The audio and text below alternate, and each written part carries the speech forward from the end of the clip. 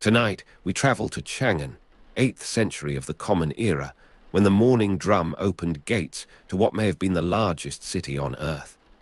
The sun rises over the outer walls, casting the city's grid upon fields of mulberry trees. The drum at the gate of bright virtue has sounded, and the great doors swing open for another day. You stand on the Vermilion Bird Avenue, a boulevard reputedly 150 meters wide, where Persian merchants might lead camel trains from the Western market, and a young scholar from the eastern provinces could walk toward the examination halls, his breath visible in the cold morning air. The Taehang Mountains emerge from violet darkness as dawn comes to Chang'an on the 14th day of the 3rd month in the year 713, and you are standing at the crest of a low ridge where sheepherders have paused with their flock, watching the city materialize below like a pattern pressed into mist. The rectangle of Chang'an reveals itself slowly, its edges sharpening against the brightening sky as the sun clears the eastern peaks. From this distance, the city appears as a vast tablet of order, its grid lines still invisible, but its overall shape unmistakably deliberate, the work of planners who measured with cords and sighted with rods rather than letting streets wander where goats or floods determined. You feel the morning cold moving across your face, carrying the faint mineral scent of dust that has not yet been stirred by hooves or wheels. The sheep stand motionless, their wool still dark with dew, and somewhere below a dog announces the day in a single sustained note that thins into silence. The grid of Chang'an was laid down more than a century earlier, when the Sui dynasty founder ordered the new capital rebuilt in the late 6th century as a planned city of cosmological precision. And now, in the early Tang, the pattern remains intact, governing the lives of a large population, perhaps several 100,000 people, who wake this morning within walls that measured roughly 9 kilometers by 8 kilometers along their outer perimeter. The city covered roughly 84 square kilometers, and from your vantage, you can believe the claim that it was among the largest in the world at the time, for the rectangle stretches across the plain until it meets the haze of distance, its northern edge marked by a faint elevation where the palace complex sat, with the imperial city to its south. Chang'an served as capital of the Sui and Tang dynasties, located near modern Daci'en, though the city originally lay several kilometers northwest of the modern center, and the name Chang'an was changed to Daci'en under the Ming dynasty, long after the Tang ruled from 618 to 97 CE, interrupted by Empress Wu Zetian's Zhou dynasty from 690 to 705. The mist moves in the lower wards near the canals, pooling in the depressions where the water gates regulate flow from the Wai River system, and you descend the ridge, now along a path that herdsmen have worn smooth over generations, your feet finding the packed earth without thought. The smell of millet porridge cooking in ward kitchens reaches you before you can identify its source, a grain-sweet warmth that mingles with the sharper note of wood smoke rising from thousands of kitchen fires as the city awakens in ordered rows. The smoke rises in vertical threads at first, then spreads and merges into a pale canopy that drifts slowly northward on the breeze that follows the river valley. Each thread marks a household. Each household occupies a plot within a ward, and each ward is a cell in the larger body of Chang'an, the ward system dividing residential areas into enclosed quarters with controlled access, each of the city's wards having its own walls and gates, closing at nightfall. You pass a field where millet stubble stands in rows as regular as the streets you are approaching, and a farmer straightens from his work to watch you with the incurious gaze of one who sees strangers daily, for Chang'an draws the world to its gates. By 713, the city sat at the center of a web of routes that reportedly extended to Persia, to the Korean kingdoms, and to southern ports from which ships departed for distant lands.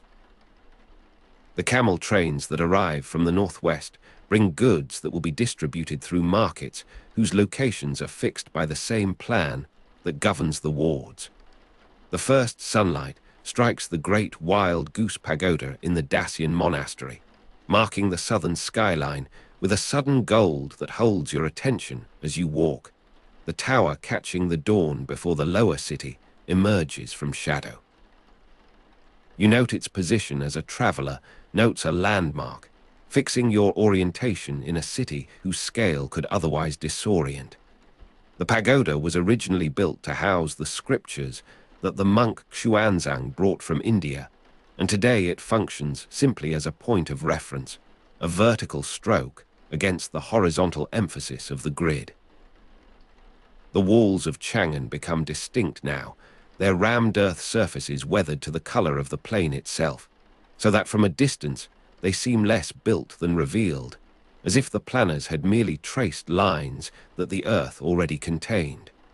You approach the spring gate from the northwest, the direction from which the camel trains come, the direction of the Silk Road and the grasslands beyond.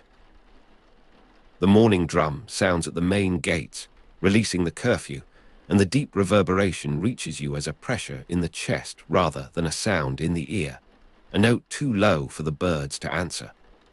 The copper bells of camel trains carrying Bactrian loads become audible before the animals themselves appear, a scattered music that resolves gradually into rhythm as the train approaches along the road that runs parallel to your path. You're walking toward the gate where the road meets the wall, and the bells grow clearer, each camel wearing its own note, so that the train produces not a single melody, but a moving cluster of partial harmonics, that the morning air separates and blends again as the animals advance and pause, their pace governed by the weight they carry and the patience of their drivers.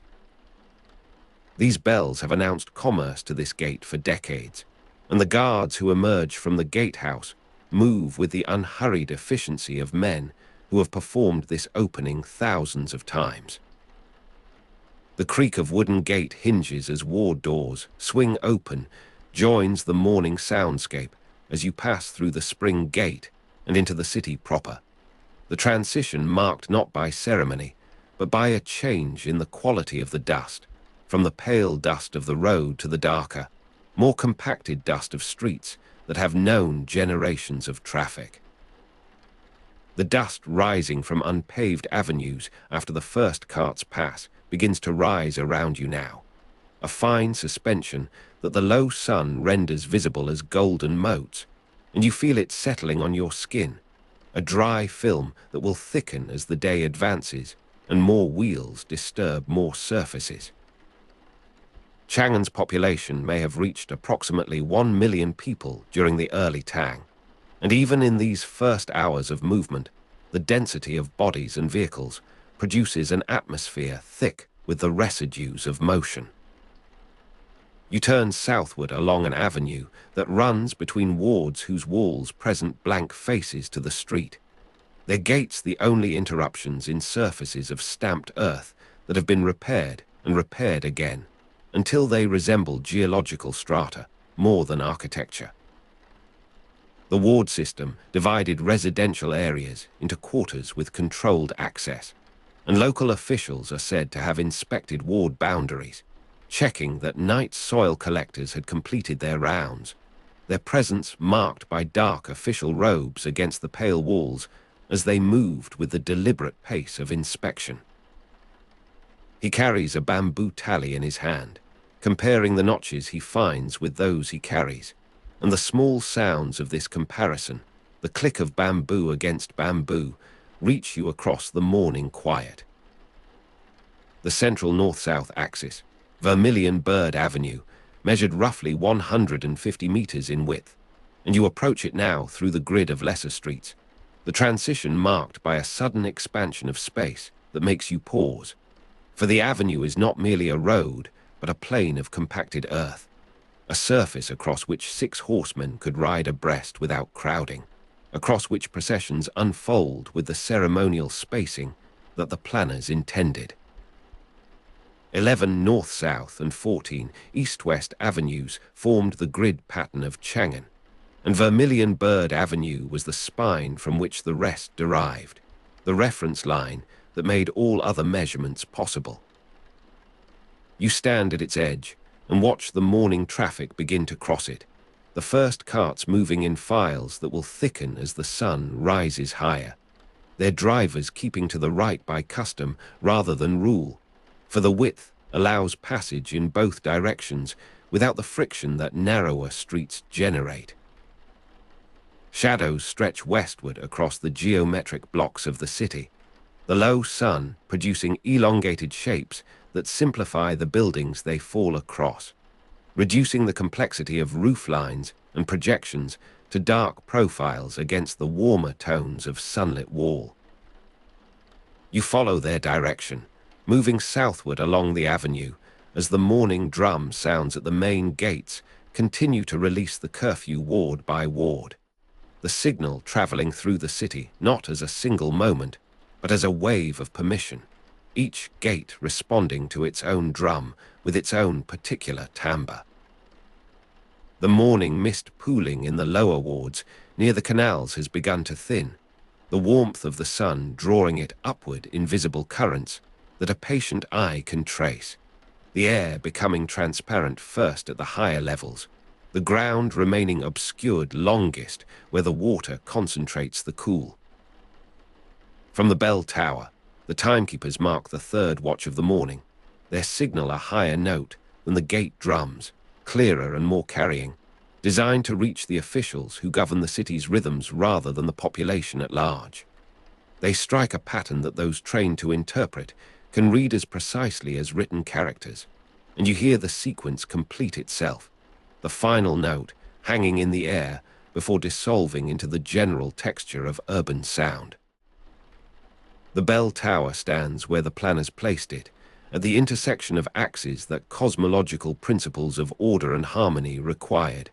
For Chang'an's layout reflected such principles, the city not merely efficient but meaningful, each direction associated with a season, an element, a color, a power. The smell of millet porridge cooking in ward kitchens intensifies as you pass an open gate where a servant tends a tripod stove in the courtyard beyond, the steam rising in a visible column that disperses above the wall.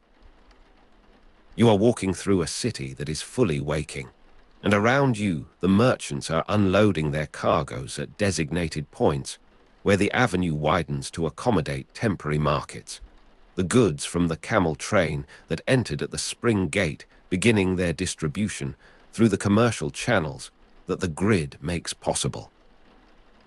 They work with the practiced movements of men who have performed these transfers since youth, their hands finding the ropes and knots without the mediation of thought, their voices low with the morning's stillness rather than loud with the day's competition.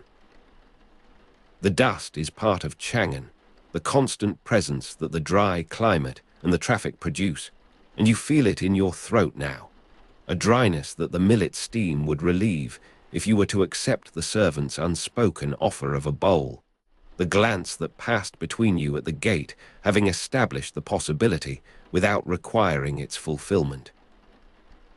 You continue walking, and the avenue carries you past the eastern markets toward the administrative quarter where the imperial city begins, the palace complex sitting at the northern edge, with the imperial city to its south, and you note the change in the quality of movement around you, the commercial energy giving way to the more measured pace of those who serve the bureaucracy. The city plan influenced Japanese capitals, notably Nara and later Kyoto, and as you walk you can imagine the envoys who observed this grid and carried its principles across the sea, the measurements they made, the reports they composed, the persuasion they exercised to have their own rulers adopt a pattern so distant from the topography of their islands. But those later cities were smaller, their grids compressed by mountains and water, their avenues narrowed to fractions of Vermilion Bird Avenue's breadth. Chang'an remained the original, the measure against which other cities were judged, and in 713 this judgment is still fresh. The city still at the height of the Tang Dynasty's power, before the rebellions that will weaken it, before the final abandonment when the court removes eastward and leaves the grid to slow decay. The cold air moves across your face as you turn westward along a lesser avenue, leaving the imperial precinct behind, seeking the western markets where the foreign goods concentrate, the wool and the wines and the metalwork of Central Asia. It carries a faint warmth now, the sun having risen enough to heat the upper air while the streets remain in shadow, the walls on either side creating corridors of cool that will persist until noon. You pass a ward gate where children are emerging under the supervision of a grandmother, their voices high and intermittent against the deeper tones of adult conversation, and the creak of wooden gate hinges as ward doors swing open punctuates their passage, the sound of a city that regulates even the smallest movements through its architecture. You approach one of these waterways and watch a boatman poling his craft along the channel that connects the eastern and western market districts, his movements continuous and unhurried, the pole finding the bottom with a regularity that speaks of years on this water. The boat carries vegetables from the southern suburbs, produce that will be sold before noon to households whose kitchens are already producing the midday meal, the cycle of preparation and consumption turning with the predictability that the grid encourages. You notice that the shadows have shortened since your passage down Vermilion Bird Avenue, the sun climbing toward its zenith with the steady progress that the timekeepers track from their tower. They are mere abbreviations of the long profiles that greeted the dawn, the geometry of the city asserting itself more clearly as the light becomes more vertical. The grid that was visible from the mountains as a pattern of order becomes visible in the streets as a pattern of control, each intersection repeating the same angles, each ward reproducing the same relation of wall to gate to interior space. The copper bells of camel trains carrying Bactrian loads sound again from the northwest, a second train approaching the spring gate as the first has already dispersed its goods through the markets, the rhythm of arrival and departure establishing itself as the pulse of the city's commerce. These bells will continue through the day, through the season, through the years that the Tang dynasty rules, their sound as permanent a feature of Chang'an as the walls themselves, though less durable, for when the dynasty ends and the city shrinks, the bells will seek other gates, other markets, other grids that the world will build in imitation or competition. You find a place where the avenue widens around a well, and you pause to drink, the water cool with the depth from which it has been drawn, its taste carrying the mineral presence of the plain that underlies the city. The well is public, maintained by the ward authorities, and others gather around it with the same purpose, their presence creating a temporary community in the flow of the street, a node of stillness against the current of movement. The water refreshes the dust in your throat, and you stand for a moment longer than necessity requires, watching the patterns of the street, the interweaving of purposes that the grid channels without determining. The smoke from thousands of kitchen fires has merged into a general haze now, the individual threads no longer distinguishable, the city producing its own weather, its own atmospheric signature that a returning traveler would recognize from a distance. The awakening is complete now, the city fully conscious of itself, its million inhabitants distributed through the wards and avenues in a pattern that the Sui planners could have predicted, the geometry of population matching the geometry of walls. You resume your walking, moving eastward now along a parallel avenue, the sun at your back, your shadow preceding you as a dark companion that shortens with each quarter hour. The dust is finer here in the eastern wards, closer to the agricultural land that feeds the city, the soil lighter and more easily suspended, and you feel it coating your sandals, working into the weave of your clothing, becoming part of your presence in this place.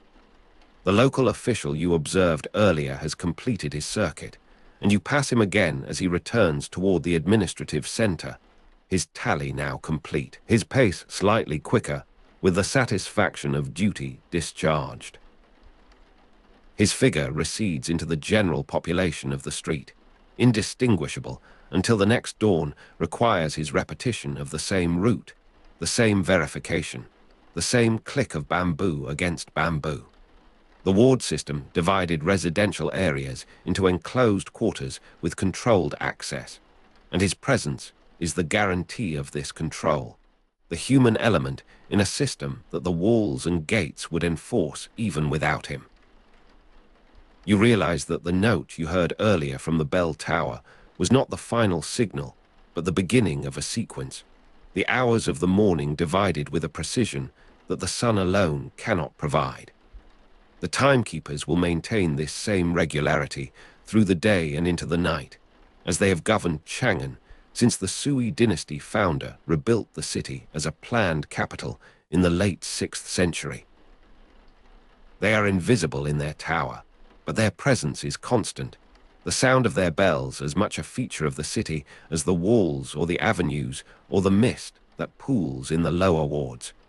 You approach the eastern market as the morning reaches its fullness, the temporary stalls becoming permanent structures, the awnings extending to create shaded spaces where goods are displayed and examined and transferred. The market occupies a ward of its own, its walls and gates the same as those of the residential quarters, but its interior organized for commerce rather than domesticity, the spaces subdivided according to trade rather than kinship.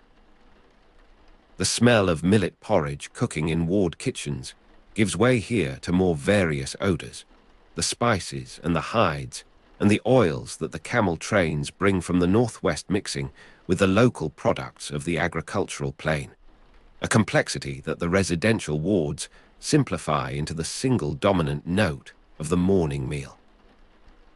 The great wild goose pagoda in the Daci'en monastery is visible again as you move, its position shifting against the background of roofs and walls, a fixed point that orients your movement through the variable perspectives of the streets. From the eastern market, you can see it directly.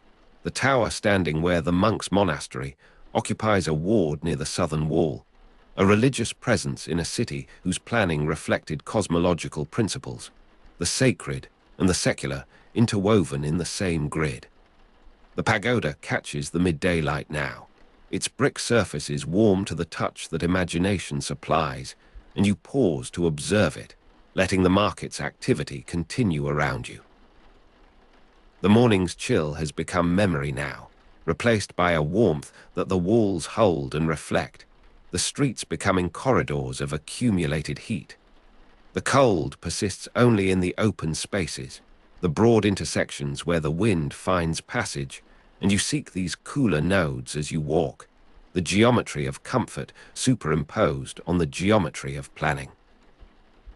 The morning drum sounds at the main gates has long since completed its sequence, the curfew fully released, the city open to all who can present themselves at its entrances with legitimate purpose. That drum was the beginning of this day, as it has been the beginning of thousands of days, as it will be the beginning of thousands more until the Tang Dynasty ends and the drums find other walls to measure. You are walking through a moment in the middle of this sequence, your presence temporary, your observation a brief interruption in the city's self-sufficiency. For Chang'an does not require witnesses to maintain its order, its grid functioning with the impersonality of natural law. This is a sound that marks the city's daily renewal, the passage from the enclosed night to the open day, the controlled release of population into the avenues. Each ward is a cell that breathes, inhaling its residents at nightfall, exhaling them at dawn, the rhythm of the city composed of these 10,000 smaller rhythms. You find yourself at the edge of a canal, the water surface still now in the absence of wind, reflecting the walls and the sky with the fidelity of a polished surface. The canal runs straight as the avenues, its course determined by the same planning, the same insistence on geometry over topography, and you follow it for a distance, watching the reflections shift as your perspective changes, the water offering a second city beneath the first. The dust is the city's constant production, the inevitable byproduct of its density and its movement, and you are part of this production now, your passage contributing its minute share to the general suspension that the air holds. This will continue until the carts cease, until the avenues are paved or abandoned, until the grid that generates this traffic is itself dissolved by time. The smoke from thousands of kitchen fires has begun to thin, the morning meal completed, the fires banked or extinguished until the midday preparation begins. That smoke was the signal of the city's awakening, and its diminishment marks the transition to the day's established activity, the population fed and distributed through the tasks that the city's function requires. You observe this transition as you observe all the city's rhythms, from the position of one who moves through without belonging, whose presence is temporary, whose observation will end when the day ends or when sleep intervenes. The shadows have shortened to their minimum now, the sun approaching its zenith, the vertical light producing a brief equilibrium in which the city's dimensions seem most truly themselves, neither elongated nor foreshortened by angle. They will lengthen again as the afternoon advances, the same progression reversed, the same geometry expressed in reverse sequence, and you will observe this if you remain, if your walking continues through the hours that the timekeepers will mark with their afternoon and evening signals. You realize that you have been walking through hours that their bells have measured, your movement a response to their rhythm as much as to your own purpose. The sound reaches you now as a distant note, the tower's position in the grid making its signals audible across the city's full extent, the sound carrying where sight cannot, the auditory unity that complements the visual order of the walls and avenues. The timekeepers are the city's voice, speaking in intervals rather than words, a language that all who live here learn without instruction. You are standing at the edge of a ward, the gate before you closed now in the midday heat, the population within resting from the morning's labor, the silence of the interior audible against the continued movement of the street. Around you, the merchants are unloading their cargoes at a nearby market point, their activity uninterrupted by the residential quiet, the commercial zones operating on a different rhythm from the wards that surround them. They work with the same practiced efficiency, the same low voices, as if the morning's scene were repeating, the grid producing not merely spatial but temporal regularity, the same actions at the same hours in the same locations. These bells will continue as long as the routes remain open, as long as the Tang Dynasty maintains the stability that makes such journeys possible, as long as the grid of Chang'an offers a destination worth reaching. You listen until the sound merges with the general texture of the city's noise, becoming indistinguishable, becoming simply part of what Chang'an is. The smell of millet porridge cooking in ward kitchens returns as you pass another open gate, the midday meal being prepared now, the morning's consumption already memory, the cycle of hunger and satisfaction turning through its daily round. This is the domestic note of the city, the constant beneath the variation of commerce and ceremony, the base that supports all the more elaborate productions of Chang'an's culture. You breathe it deeply, this ordinary scent, and it fills your awareness as the specialized odors of the market could not, its simplicity a form of depth. It will return with the next dawn, and the next, the cycle as regular as the drums that release the curfew, as the bells that mark the hours, as the gates that open and close on their hinges. You observe the canal's clarity now, the water transparent to the mud of its bottom, the occasional fish visible as shadows moving against that darker ground. The cold air moves across your face in the shade of a wall, a brief return of the morning sensation, the temperature varying with your position in the grid, the sun and shadow creating microclimates that an attentive walker can navigate. You pause in this cooler zone, letting the heat of your walking dissipate, letting the city's thermal variation register on your skin as its spatial variation registers in your movement. Chang'an is not uniform, despite its planning, the grid producing difference as much as similarity, the interaction of sun and wall and avenue, and ward creating a complexity that the initial impression of order simplifies. You are standing at the intersection of two great avenues as the morning light begins its slow ascent over Chang'an, the eastern terminus of the Silk Road that connected this city to Central Asia and beyond. The air holds a particular quality at this hour, neither the chill of full night nor the warmth of established day, but a suspended moment in which the city seems to hold its breath before the commerce begins. Around you, the ward gates have completed their morning opening, and the first movement of merchants and porters filters through the grid of streets toward the two market squares that anchor the city's commercial life. The Eastern Market and the Western Market await, each governed by its own character, its own goods, its own constellation of tongues and currencies. Dust motes suspended in light shafts between market awnings drift in lazy patterns, illuminated by the early sun that finds gaps in the fabric shelters stretched across narrow lanes. The mingled smells of cardamom, dried fish, and sandalwood begin to assert themselves as cooking fires kindle and vendors arrange their morning displays.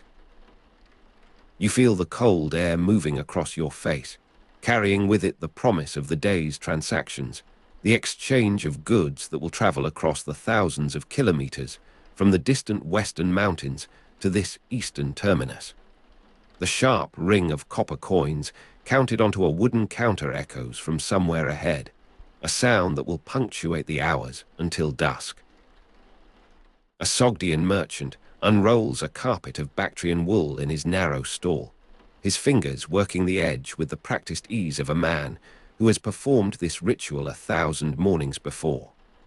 The wool has traveled far, relayed from hand to hand, for goods moved via relay merchants rather than single traders covering the entire route. The Sogdian people, of Iranian stock from Central Asia, dominated much of the Western trade that flowed into Chang'an, their commercial networks extending across the continent like the root systems of some vast invisible tree. The merchants' homeland lay in the Zarafshan River Valley, north of modern Samarkand, a landscape of irrigation channels and walled towns that bred a people accustomed to the movement of goods across impossible distances. His fingers, stained with the dyes of the road, smooth the carpet's nap as he arranges his display for the inspection of the day's first customers. The market bell signals the official opening hour, and crowds press through the gates, a controlled surge of bodies that the gatekeepers regulate with polls and calls. The markets operated under strict official supervision with designated trading hours, a discipline that the Tang state imposed upon the chaos of commerce with the same systematic attention it gave to the city's broader grid. You are carried forward in this movement, finding yourself within the Western Market's precinct as the morning's business establishes its rhythm. The Western Market specialized in foreign goods, wool, gold, silver, spices, and medicines, the products of distant workshops and foreign soils that Chang'an's elite desired with an appetite that seemed never sated. Around you, the merchants are unloading their cargoes from the backs of donkeys and the beds of carts, the animals' breath visible in the cool air. The bray of donkeys waiting at the market's loading docks punctuates the morning's growing noise, a sound of protest against the weight they have carried and the unloading they must endure. Foreign voices speaking in tongues the local listeners cannot name swirl through the crowd, the speech of Sogdian traders and Persian intermediaries, and the occasional visitor from still more distant lands. You pass a stall where glassware from the Roman Mediterranean catches the light, its transparency a marvel to eyes accustomed to the opacity of ceramic and metal. Nearby, lapis lazuli from Afghanistan rests in small heaps, the blue stone powdered for pigment or polished for ornament according to the buyer's purpose.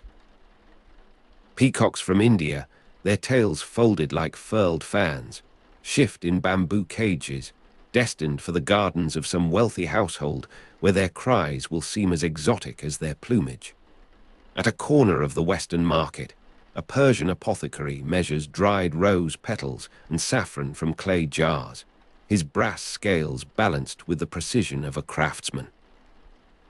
The saffron has travelled the same relayed route, though its journey began further still, in the fields of Khorasan, where the crocus flowers are harvested before dawn by women's quick fingers. The apothecary's jars contain the concentrated essence of distant geographies, each substance a story of soil and climate and the hands that gathered it. He notes his quantities with a stylus on wax, the record that will contribute to the day's price list, the information that flows upward through the market's administrative structure. Market inspectors checked weights, measures, and quality of goods daily. Their presence a constant in the market's operation.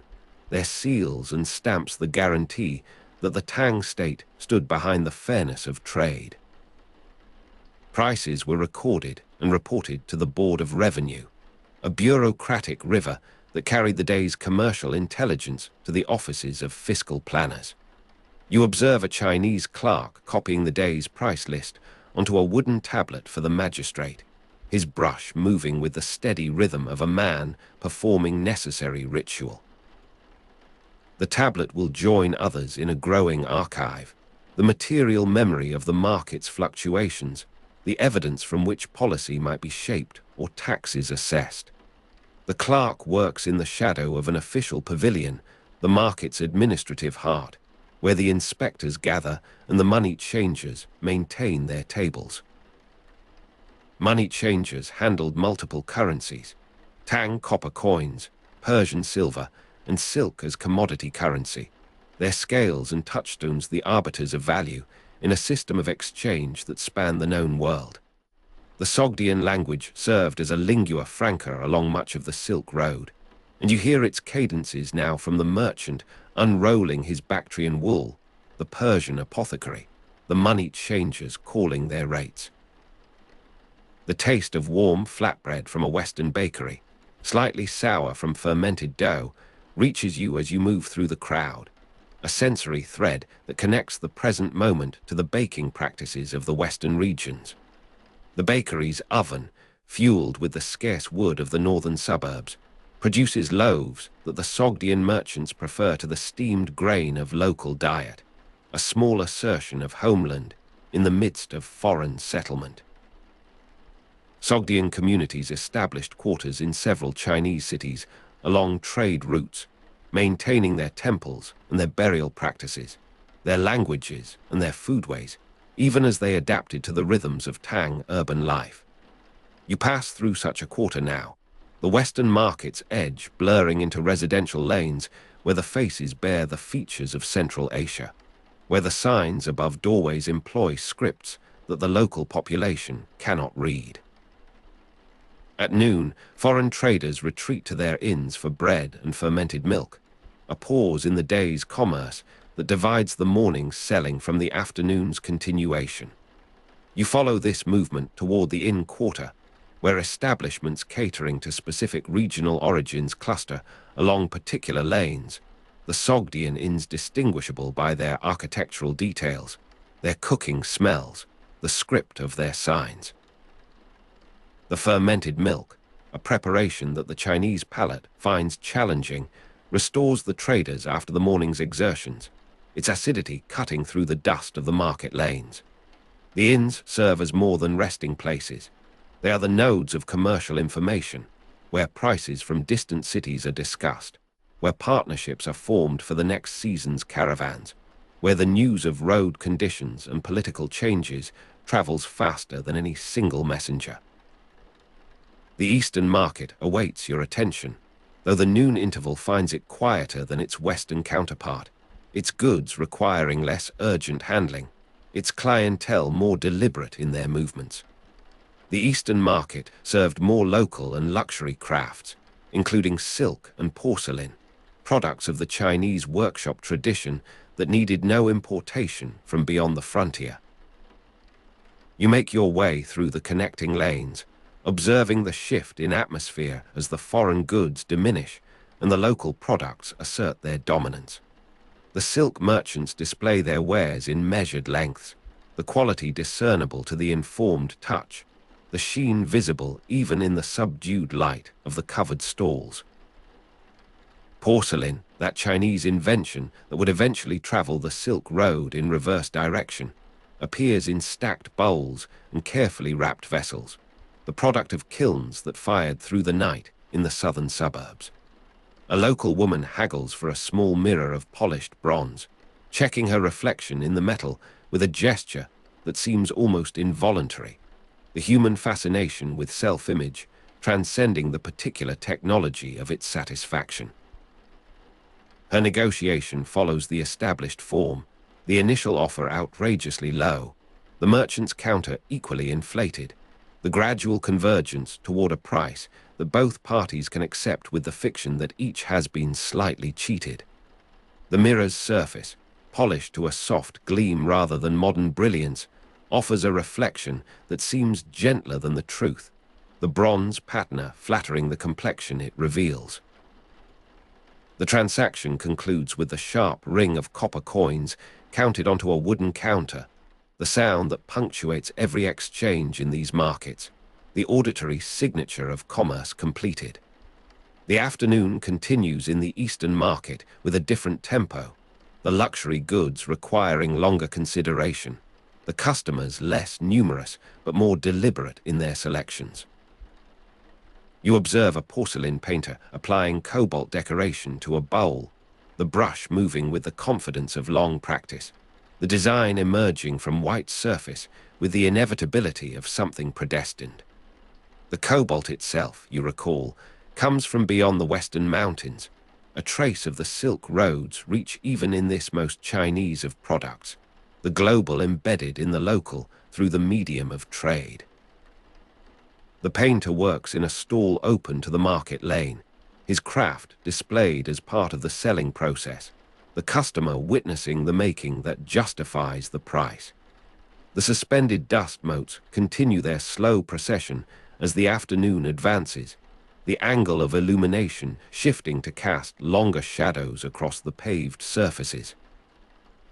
The mingled smells of cardamom, dried fish, and sandalwood have evolved through the day, the cooking smells of noon giving way to the accumulated residue of thousands of transactions, the particular perfume of human commerce in concentrated form. The ring of copper coins persists, though less frequent now, the day's major business largely concluded. The bray of donkeys has diminished as animals are unloaded and led away to the stables of their owners or the inns of their hirers. You hear its cadences now in the negotiations of a wool merchant and a Chinese textile workshop agent, their transaction mediated by this shared tongue that neither speaks as native language, but both employ as commercial necessity.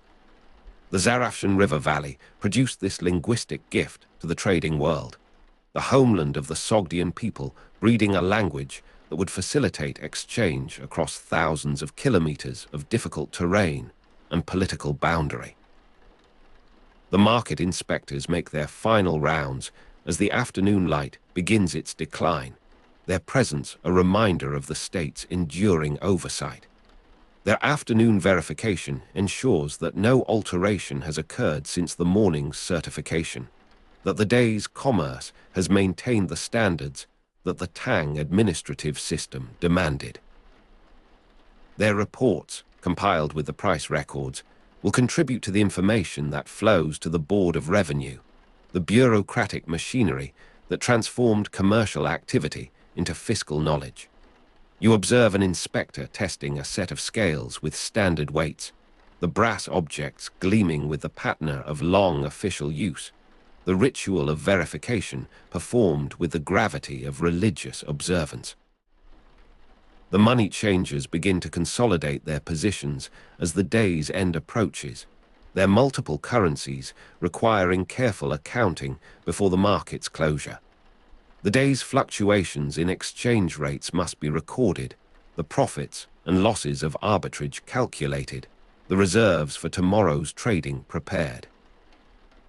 Their tables, scattered through both markets, but concentrated near the administrative pavilions, attract a final flurry of customers seeking to convert the proceeds of the day's sales into forms more convenient for their particular needs. The Persian apothecary, perhaps wanting silver for his next consignment of saffron. The local woman with her bronze mirror, carrying home the copper of her household's daily commerce. As the light fades, you observe the process of securing valuable commodities for the night. The markets closed at dusk, with the curfew drum, traders securing their stalls in locked warehouses, a rhythm that matched the ward system's broader regulation of urban movement. The curfew drum's sound, when it comes, carries across both markets with the authority of state command, the signal that the day's permitted commerce has concluded. You watch as the Sogdian merchant rolls his Bactrian wool carpet, the morning's unrolling reversed, the goods return to the chests and bundles that will protect them through the hours of darkness. The Persian apothecary seals his clay jars, the rose petals and saffron secured against the humidity of night, the brass scales locked in a cabinet that will be opened again with the morning bell. The Eastern market's traders perform similar rituals of closure, the silk lengths wrapped in protective paper, the porcelain vessels nested in straw and stored in wooden chests. The Chinese clerk with his wooden tablet has long since departed for the magistrate's offices, the day's price record submitted to the administrative machinery that will absorb it into larger compilations, the monthly and seasonal patterns that informed imperial policy. The woman with her bronze mirror has vanished into the ward system, her purchase perhaps already hung upon a wall, her reflection in its polished surface, a small domestic monument to the market's capacity to satisfy desire. The curfew drum sounds again, a reinforcement of the initial signal, and the market gates begin their closing, the ward system's evening routine extending its control over the commercial squares. The far western origins of the Silk Road's goods seem impossibly distant in this moment of closure, the relayed connections to Chang'an reduced to the locked warehouses and the darkened stalls, the material evidence of connection secured against the night. The men who handled this carpet or that jar of saffron have dispersed to their various lodgings, their momentary contact with these objects concluded, the chain of custody passing to the watchmen and the locked doors. You find yourself moving through the evening streets as the market quarter empties, the grid of Chang'an reasserting its broader pattern over the particular intensity of the commercial hours. The taste of warm flatbread lingers in your memory, a sensory trace of the Sogdian presence that persists even as the merchants retreat to their inns. The inns themselves, scattered through the wards adjacent to the western market, begin to glow with lamplight, the foreign traders gathering for the evening meal that will replicate the foodways of distant homelands, the fermented milk and the flatbread, and the particular stews of the Zarafshan Valley. Chang'an's Sogdian concentration was among the most substantial in the empire, a diaspora that maintained its coherence through shared language and shared practice, through the annual gatherings at their fire temples and the continuing circulation of marriage and partnership.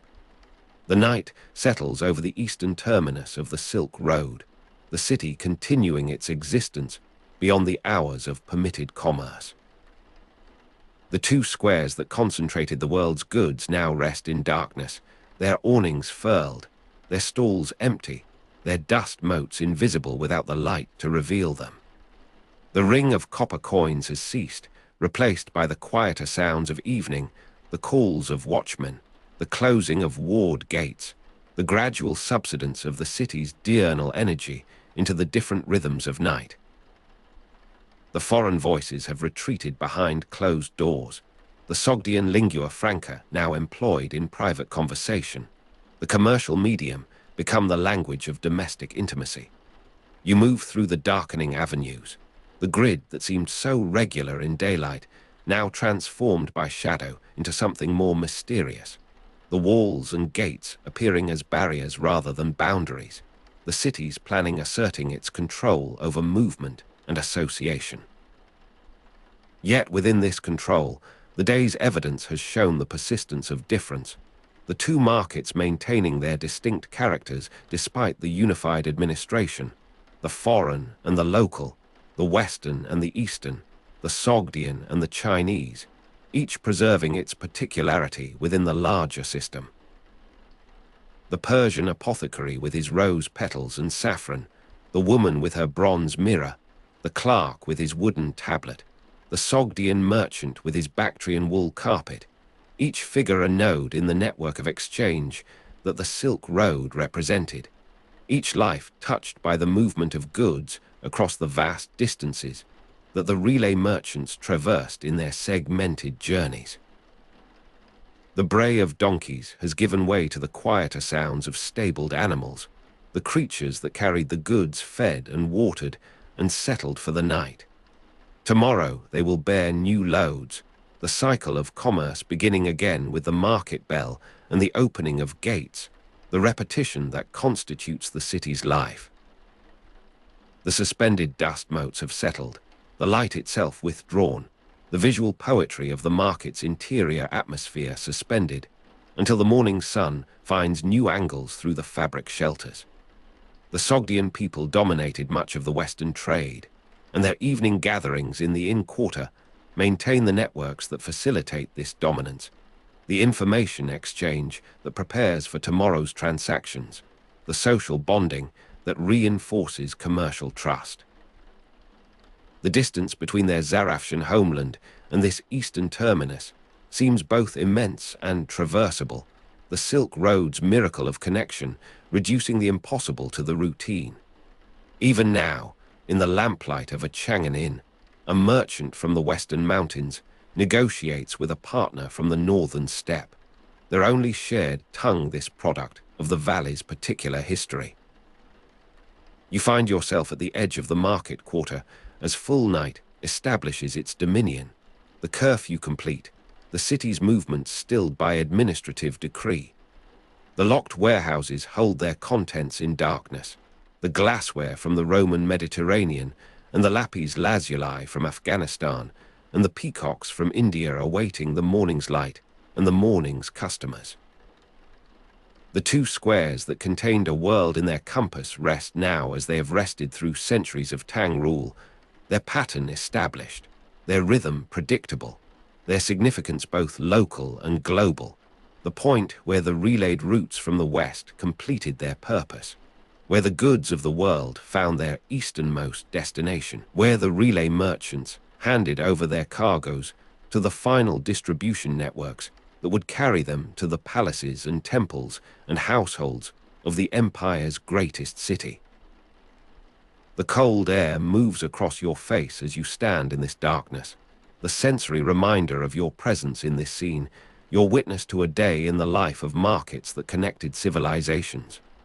You have stood within that connection, observed its mechanisms, heard its languages, smelled its characteristic perfumes, tasted its particular foods.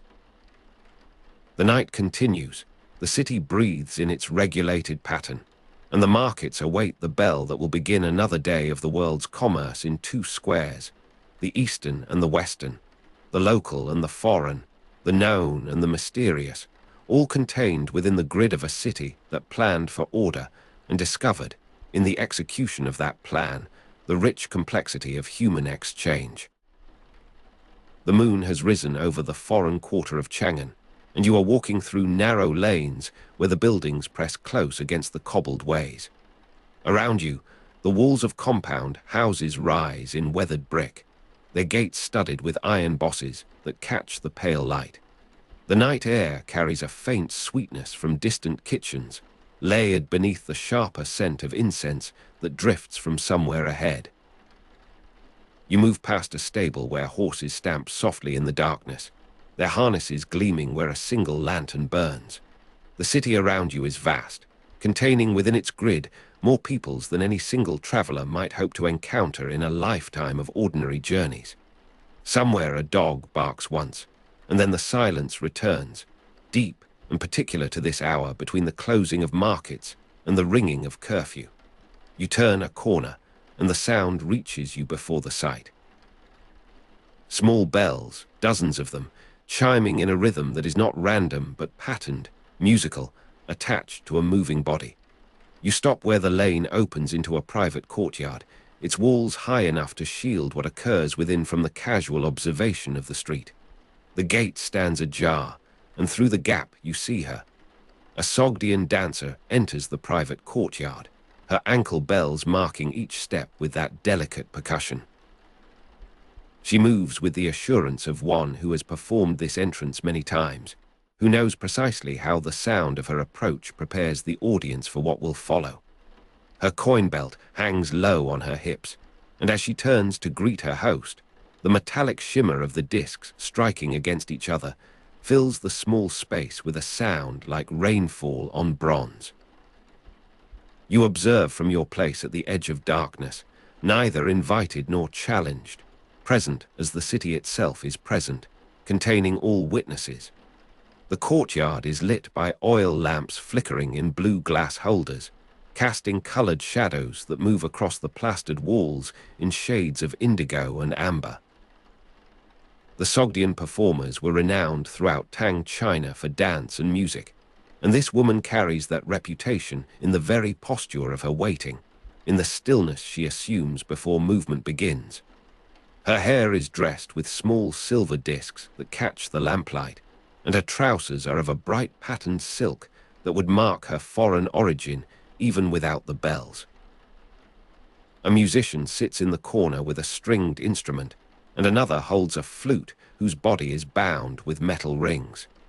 The Sogdians were an Iranian people whose culture blended Persian, Greek, and local Central Asian elements, and this mixture lives in the tuning of the instruments, in the cut of her costume, in the very angle of her lifted arm as she prepares to begin. The flute sounds, and the high, reedy tone of a Central Asian instrument in a courtyard performance rises into the night air. You feel the note against your face like a breath of cooler air, distinct from the warmth that radiates from the gathered bodies.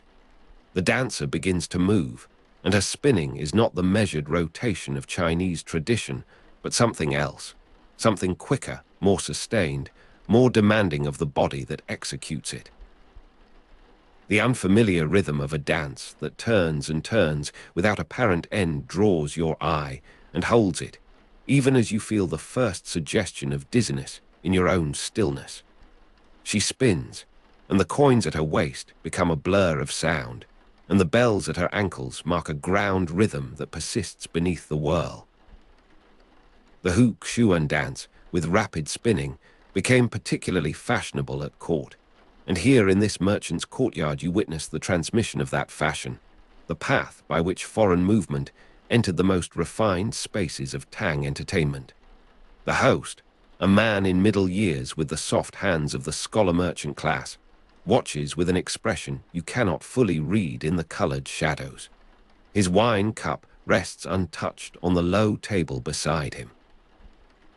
The dancer spins still, her arms extended, her head tilted at that precise angle that allows the whirling to continue without the loss of balance that would end the performance. Sogdian women were noted in Chinese sources as entertainers, and occasionally as concubines, and the ambiguity of this woman's status in the household hangs in the air as palpably as the sandalwood smoke that drifts from temple vents into the evening street somewhere beyond these walls.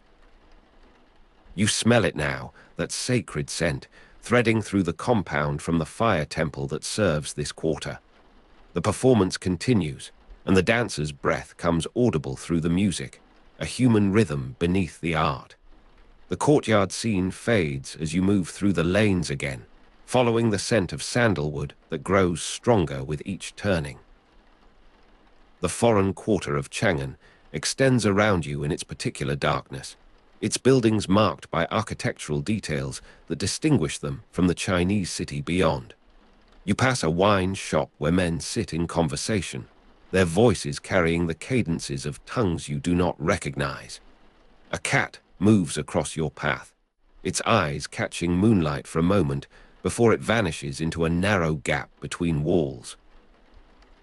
The street narrows, and the buildings grow taller, and then you emerge into a small square where the fire temple stands with its door open to the night.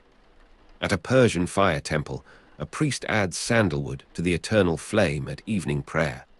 You watch from the threshold as he moves through the ritual with the precision of long practice, his white garments catching the firelight, his hands protected by implements of polished metal. Zoroastrianism, with its sacred fire and ritual purity, was practiced by Persian merchants who had made the long journey from the Iranian plateau to establish themselves in this eastern capital. The flame itself burns in a basin of dark stone, and the sandalwood catches quickly, sending fresh smoke upward toward the vent in the roof. The foreign, unnameable spices on his breath reach you as he turns from the fire, and you understand that his diet, his ritual preparations, his very body has been shaped by practices that maintain the separation between sacred and profane in ways you can observe but not fully comprehend. The priest's face is lined, marked by age, and by the particular expression of those who have dedicated their lives to maintenance, to the preservation of flame against wind and darkness, and the forgetting of men. Persian religious communities maintained fire temples in Chang'an and other cities, and this building is one of several that serve the dispersed faithful. The Tang court officially recognized several foreign religions alongside Buddhism and Taoism, and this recognition permits the fire to burn, permits the priest to perform his office without the threat of interference that might otherwise fall upon foreign practice. The walls of the temple are plain, unadorned by the images that would fill a Buddhist or Taoist space, for the faith of Zarathustra maintains the sacred in different forms, in light and in purity, and in the perpetual tending of flame. You move closer, and the heat of the fire reaches your skin, distinct from the cooler air of the temple interior. Manichaeism, another Persian faith, also established communities in China, and you recall that the distinctions between these Persian religions, so clear to their practitioners, often blurred in the understanding of Chinese observers, who noted the fire and the foreignness and grouped them under categories of their own devising. Nestorian Christianity arrived via the Silk Road, with a monastery existing in Chang'an by the 7th century, and the Christian crosses carved into stone lintels in another part of this quarter speak to the multiplicity of faith that the Tang contained. The priest completes his offering and stands in silent contemplation, and you feel the weight of that silence, its quality of having been maintained across centuries and across the thousands of li that separate this temple from the land of its origin. The fire crackles as a piece of sandalwood shifts in the basin, and the priest turns to tend it with a long metal rod. Foreigners were permitted to practice their religions within designated quarters, and this temple exists within the boundaries established by Tang law, boundaries that both protect and confine. The Tang legal code included specific provisions regarding foreign residents and their status, and the priest's presence here is legal, regulated, observed by authorities who understand that trade requires the toleration of difference. The flame steadies, and the priest's movements slow, and the evening prayer moves toward its close with the same deliberate pace that marked its beginning. You step back from the threshold, and the darkness of the square receives you again, and the temple's glow becomes the only light in the foreign quarter as your eyes adjust to the lesser illumination of moon and stars. The night has advanced, and you walk now through streets where the houses are larger, the compounds more extensive, the gates more heavily decorated with the symbols of status and wealth. You have entered the district where the nobility and the higher officials maintain their city residences, where the sons of great families are educated in preparation for examination and office. Behind one such gate, in a chamber lit by a single lamp, a young Chinese nobleman practices the foreign spinning dance in his chambers, to his tutor's dismay. You do not enter, but you hear the sounds that escape through the lattice window, the rapid footfall, the jingle of borrowed bells, the voice of an older man speaking in measured tones of disapproval. The tutor speaks of propriety, of the dances proper to a Chinese gentleman, of the reputation that follows those who adopt foreign manners too enthusiastically. The young nobleman, you understand from the rhythm of the exchange, is not persuaded, or at least not deterred. Sogdian dance styles influenced Chinese court entertainment during the Tang, and this youth, in his private practice, participates in a cultural transmission that moves in both directions, that transforms the foreign into the fashionable and the fashionable into the expected. The lamp in the chamber flickers, and the shadow of the practicing dancer moves across the paper window in a silhouette that might be any whirling figure, any culture, any time. The metallic shimmer of coin belts striking against each other echoes in your memory, and you recognize in this young man's private practice the same sound made solitary, the same movement pursued without audience.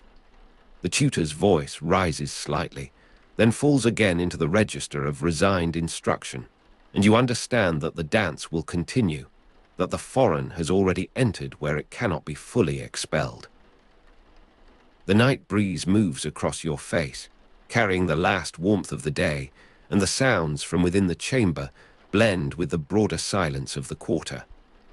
You walk on, and the streets widen, and the buildings grow more commercial in their aspect, their ground floors given over to shops and workshops that will open with the dawn. The moon has passed its zenith, and the darkness holds a quality of waiting, of the city held in that suspension between the commerce of one day and the commerce of the next. You move toward the Western market, though the hour is wrong for its full activity, seeking the traces of what occurs there even in the hours of closure. The gates of the market stand closed, but the lanes around them contain life still, the life of those who live within their circuit, who sleep above their shops and rise to prepare for the day's trade. Foreign women in bright trousers and jeweled belts walk through the Western market at noon, but now, in the darkness before morning, you encounter only their traces, the scent of their perfumes lingering in the closed air, the suggestion of their presence in the goods displayed behind locked shutters. Persian glassware and silver vessels were prized luxury goods in elite households, and you pass a shop where such objects await their purchasers, catching the moonlight through the gaps in the wooden shuttering. The blue glass of a hanging lamp, the curve of a silver ewer, these speak of the trade that moves along the Silk Road, that brings the products of distant workshops to this city at the eastern end of the great network of exchange. The Eastern Market's entertainment district featured foreign musicians after dark before curfew, and you turn toward that quarter now, following the memory of music, the possibility that some performance continues in the hours before the drum sounds its warning. The lanes narrow again, and the buildings press close, and you hear voices, laughter, the sounds of instruments being tuned or put away. Colored lights appear in the windows of upper chambers, and the life of the night reveals itself in fragments, in glimpses, in the sounds that escape from behind closed doors. A merchant from Samarkand dictates a letter home to a professional scribe in the marketplace, though the marketplace itself is closed, and their transaction occurs in the light of a single lamp hung outside a wine shop. You observe from the darkness as the merchant speaks in his native tongue, and the scribe, trained in the languages of the Silk Road, writes in a script that will carry meaning across the distances that separate Chang'an from the cities of Central Asia. The merchant's voice is measured, carrying the news of trade, of prices, of the health of those known to both writer and recipient, the common currency of correspondence across distance. The scribe's brush moves with the assurance of long practice, and the paper grows black with characters that record Sogdian speech in Chinese writing, a transformation that mirrors the larger translations of culture that the city performs daily. The merchant from Samarkand pauses, and the scribe lifts his brush, and the night sounds assert themselves again around this small island of lamplight. You smell the wine from within the shop, the particular fermentation of grapes that distinguishes this establishment, the faint sweetness of rice wine mixing with the sharper notes of imported vintages. The foreign, unnameable spices on the merchant's breath reach you, though the fire temple lies far behind, carried perhaps on his clothing, on the scribe's hands, on the very air of this quarter where so many foreign bodies move and breathe and exchange their particular atmospheres. The scribe resumes his work, and the merchant continues his dictation, and you move past them into the deeper darkness of the lane beyond. The high, reedy sound of a Central Asian flute reaches you from somewhere ahead, or perhaps from behind, the sound carrying strangely in the enclosed spaces of the quarter. You cannot locate its source, and this uncertainty becomes part of the night, part of the city's refusal to yield itself entirely to any single witness. The sky has begun to lighten in the east, a pallining of the darkness that you notice first as a change in the quality of shadows, then as a color emerging at the edge of the visible. The curfew drum approaches. You hear the first preparations for its sounding, the movement of the watchmen through distant streets, the anticipation of order reasserting itself after the liberties of the night. The temple's glow becomes the only light in the foreign quarter that competes with the growing dawn, and you turn toward it again, drawn by the persistence of that flame against the coming day. The temple stands as you left it, the door still open, the fire still burning in its basin of dark stone. The priest has been joined by another, younger, who tends the flame, while the elder rests in a corner of the sanctuary. The sandalwood smoke drifts from temple vents into the street, though evening has passed and morning approaches, and the smoke is now visible in the growing light, a pale thread rising into the pale sky. You stand in the square before the temple, and the city around you begins to stir with the preparations for another day. The sound of the curfew drum, when it comes, will mark not an ending but a transition, the passage from the liberties of darkness into the regulated order of daylight commerce. The first sound of the drum reaches you, distant still, carried on the morning air. The curfew drum approaches, and the temple's glow becomes the only light in the foreign quarter that seems to resist the coming day, that maintains its particular quality against the general illumination. You feel the vibration of the drum in your chest. A physical presence before it becomes fully audible, and the city responds to it, the sounds of preparation pausing, then resuming in the knowledge of time's regulation. The dancer's bells, the flute's reed, the merchant's dictation, the scribe's brush, all these sounds of the night move toward their cessation or their transformation into the different rhythms of daylight. The drum sounds fully now, and the morning asserts itself, and you stand in the square where the foreign quarter meets the larger city, where the designated space of difference opens into the general circulation of Tang life. The priest emerges from the temple, the elder, his night's vigil complete, and he looks toward the dawn with an expression you cannot read, the face of one who has tended flame through darkness and now yields his post to the day. The drum completes its sounding, and the day begins, and you move through the waking streets toward the markets that will soon open their gates. The Western Market awaits the bell that will open its gates, and you move toward it through streets that fill with the movement of early risers, of servants carrying water, of merchants reviewing their stock, of all the particular lives that compose the city's vast population. The metallic shimmer of coin belts echoes in your memory, and you understand that the night you have witnessed will repeat, with variations, with the particularity of each new evening, as long as the Tang endures and the foreign quarter maintains its place within the city's grid. The sun rises fully now, and the temple's fire pales in comparison, though it continues to burn, tended by the younger priest, maintained against the coming night. The colored lights of the courtyards where you walked have been extinguished, and the day proceeds in its different illumination, its different sounds, its different quality of movement and pause.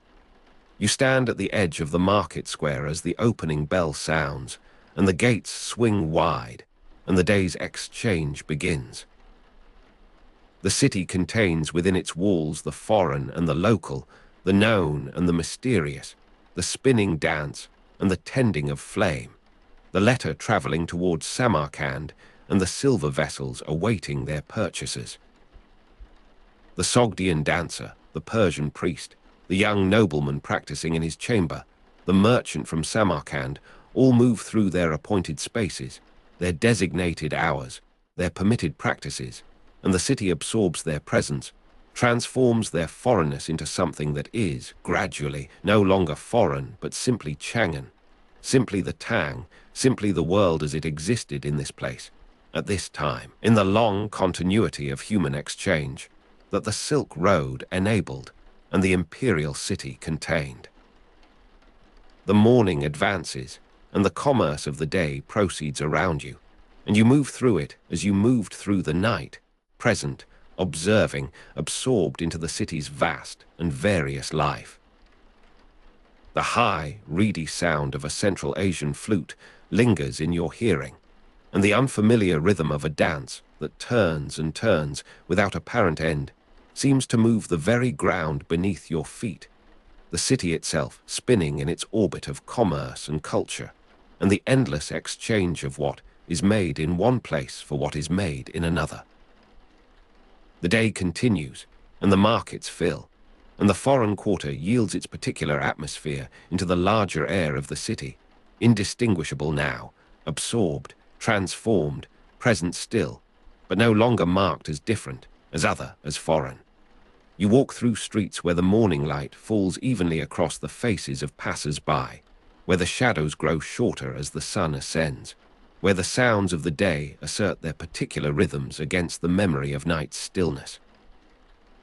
The city breathes in its regulated pattern, and you breathe with it, and the commerce of the world proceeds in its two squares, the eastern and the western, the local and the foreign, the known and the mysterious, all contained within the grid of a city that planned for order and discovered, in the execution of that plan, the rich complexity of human exchange that no plan could fully contain or predict.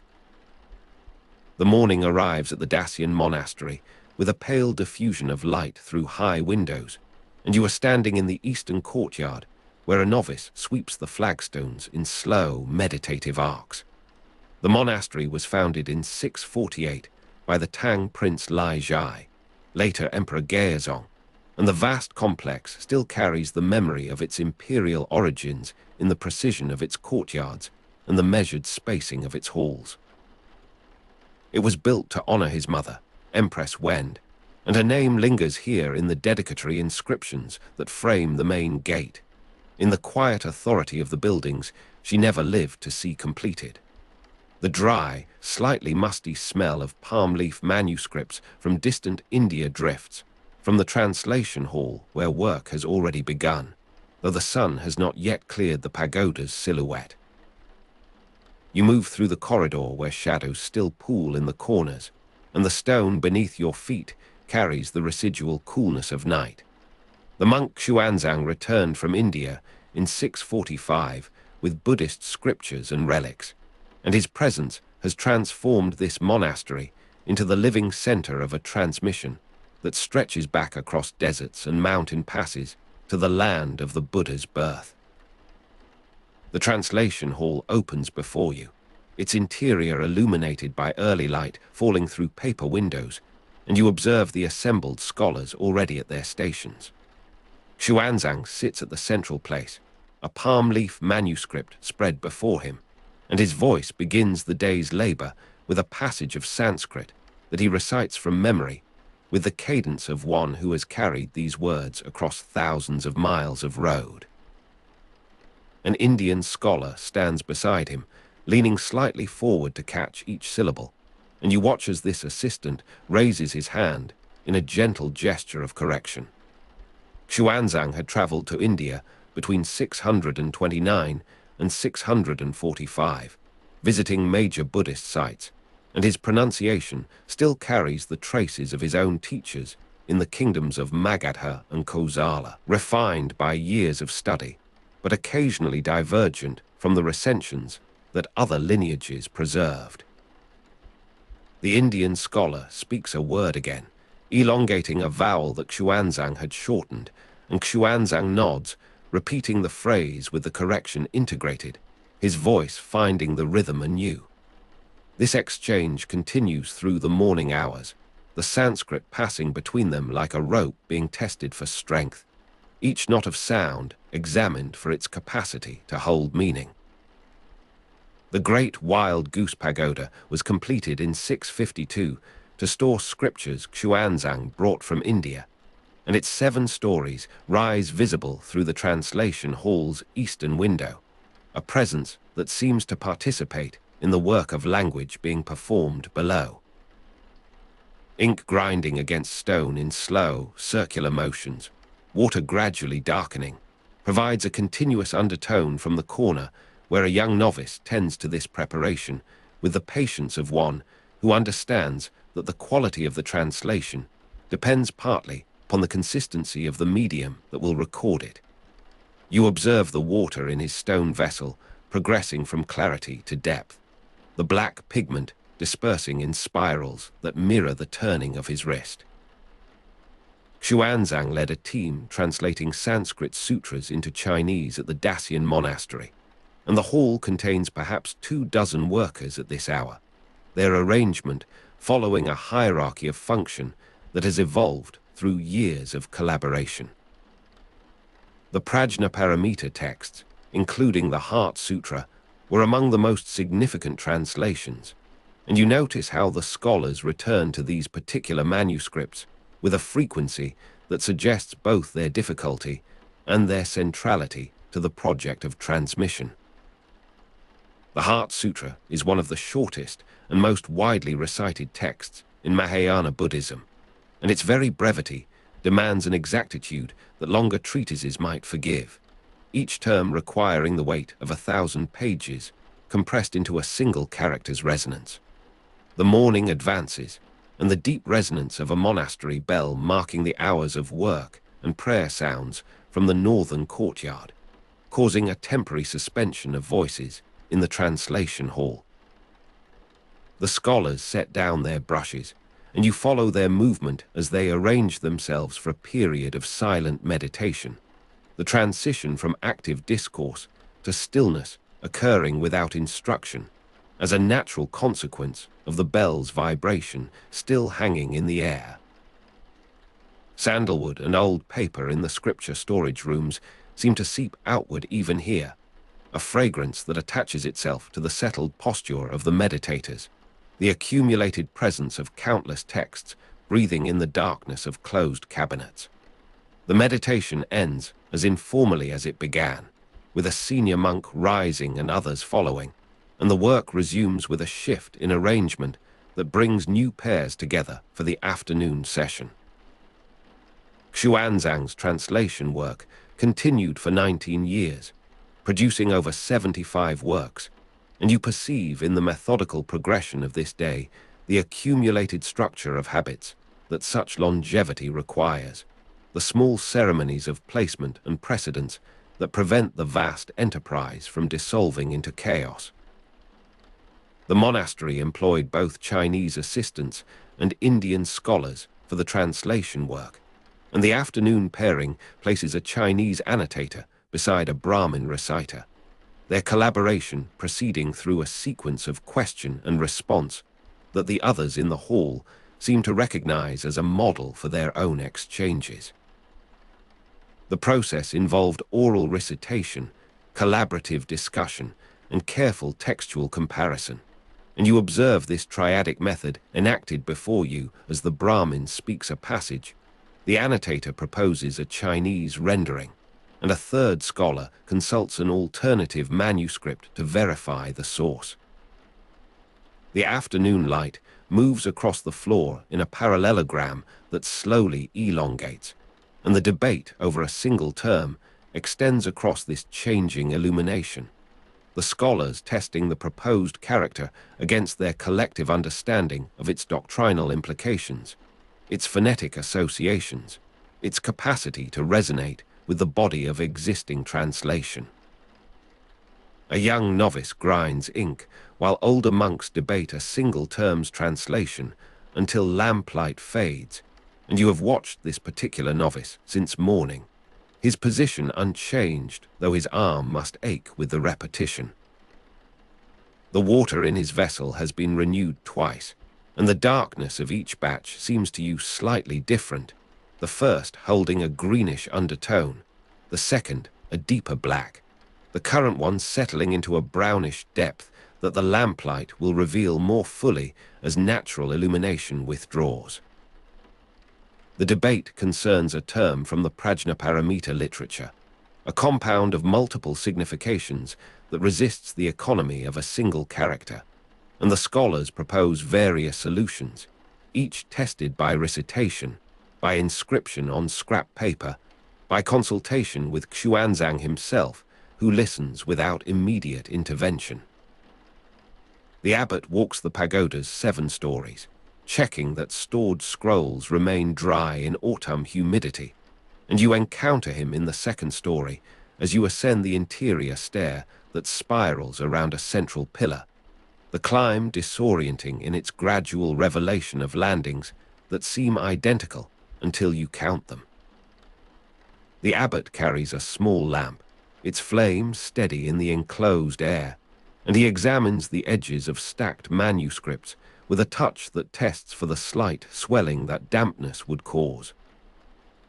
The autumn rain on ceramic roof tiles, water channeling down decorated spouts, provides a continuous percussion that you had not noticed from within the translation hall. But here in the pagoda's upper spaces, it becomes the dominant acoustic, the architecture amplifying and shaping the rainfall into a complex rhythm against stone and tile. The abbot speaks your presence without surprise, his attention remaining primarily upon the manuscripts as he explains the seasonal vigilance that this storage requires. The abbot completes his circuit of this story and continues upward, his form diminishing in the stairwell's turning, and you remain to examine the stored scrolls through a gap in their shelving, the visible ends showing the gradations of ink and paper that record the chronological sequence of Xuanzang's translations. The rain intensifies as you descend, and the water channeling down the decorated spouts has become visible streams that catch the grey light in their falling. The courtyard below has transformed, its surface is darkened and reflective, and you navigate the crossing with care for the slickness of stone underfoot. The translation hall glows with interior lamplight, visible across the wet expanse, and you return to find the debate still in progress, though the participants have shifted, new scholars having replaced those who began. The original disputants now observing with the detachment of those who have temporarily exhausted their advocacy. A merchant's widow donates silk to fund the copying of a sutra for her deceased husband's merit, and her arrival interrupts the hall's concentration with a formality that the senior monks receive with practiced grace. You observe her from the doorway where you have paused to shed the rain's accumulation from your shoulders, her figure slight against the hall's proportions, her silk bales arranged before her with the precision of commercial presentation. The donation is recorded by a monk whose function seems specialized for this reception, his brush moving across a register that will preserve the transaction for the monastery's archives and for the merit calculation that motivates her offering. The faint, sweet scent of offerings, ripe pears and fresh millet.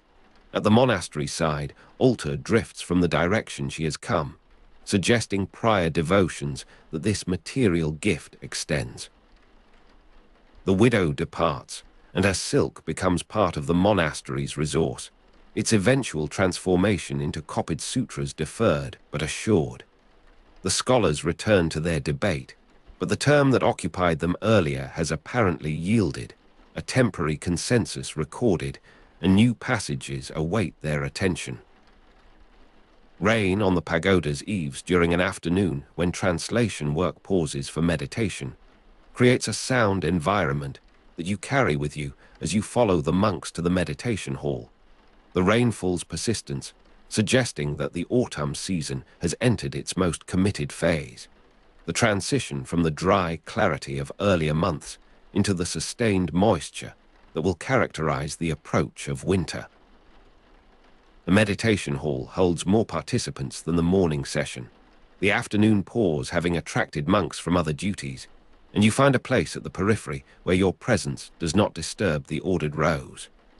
The rain's sound penetrates here as a continuous murmur that the silence of meditation does not suppress but transforms, the acoustic becoming a ground against which the subtle sounds of breathing, of slight movement, of the body's inevitable adjustments become perceptible. The deep resonance of a monastery bell marking the hours of work and prayer does not sound during this period, the afternoon meditation having its own temporal logic that does not require such punctuation, and you measure the duration by the gradual alteration of light through high windows, the grey of rain-soaked sky slowly darkening toward evening.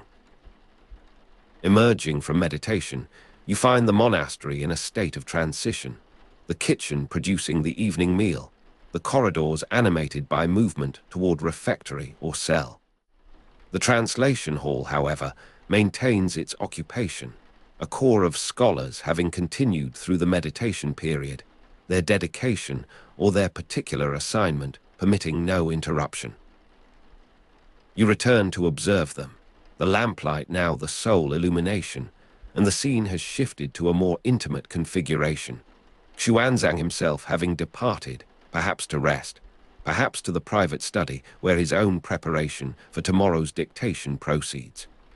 The novice still grinds ink, or another novice has replaced him, the continuity of this function indistinguishable in the person performing it. The scholars work now with a reduced intensity, the major disputes apparently resolved, the evening hours given to transcription, to the mechanical transfer of agreed renderings onto the format that will become the authoritative version. Xuanzang's travel account, the records of the Western regions, became a major geographical source, and you observe a monk in the corner consulting this text, not for its doctrinal content, but for a topographical reference that apparently illuminates some disputed point of the translation.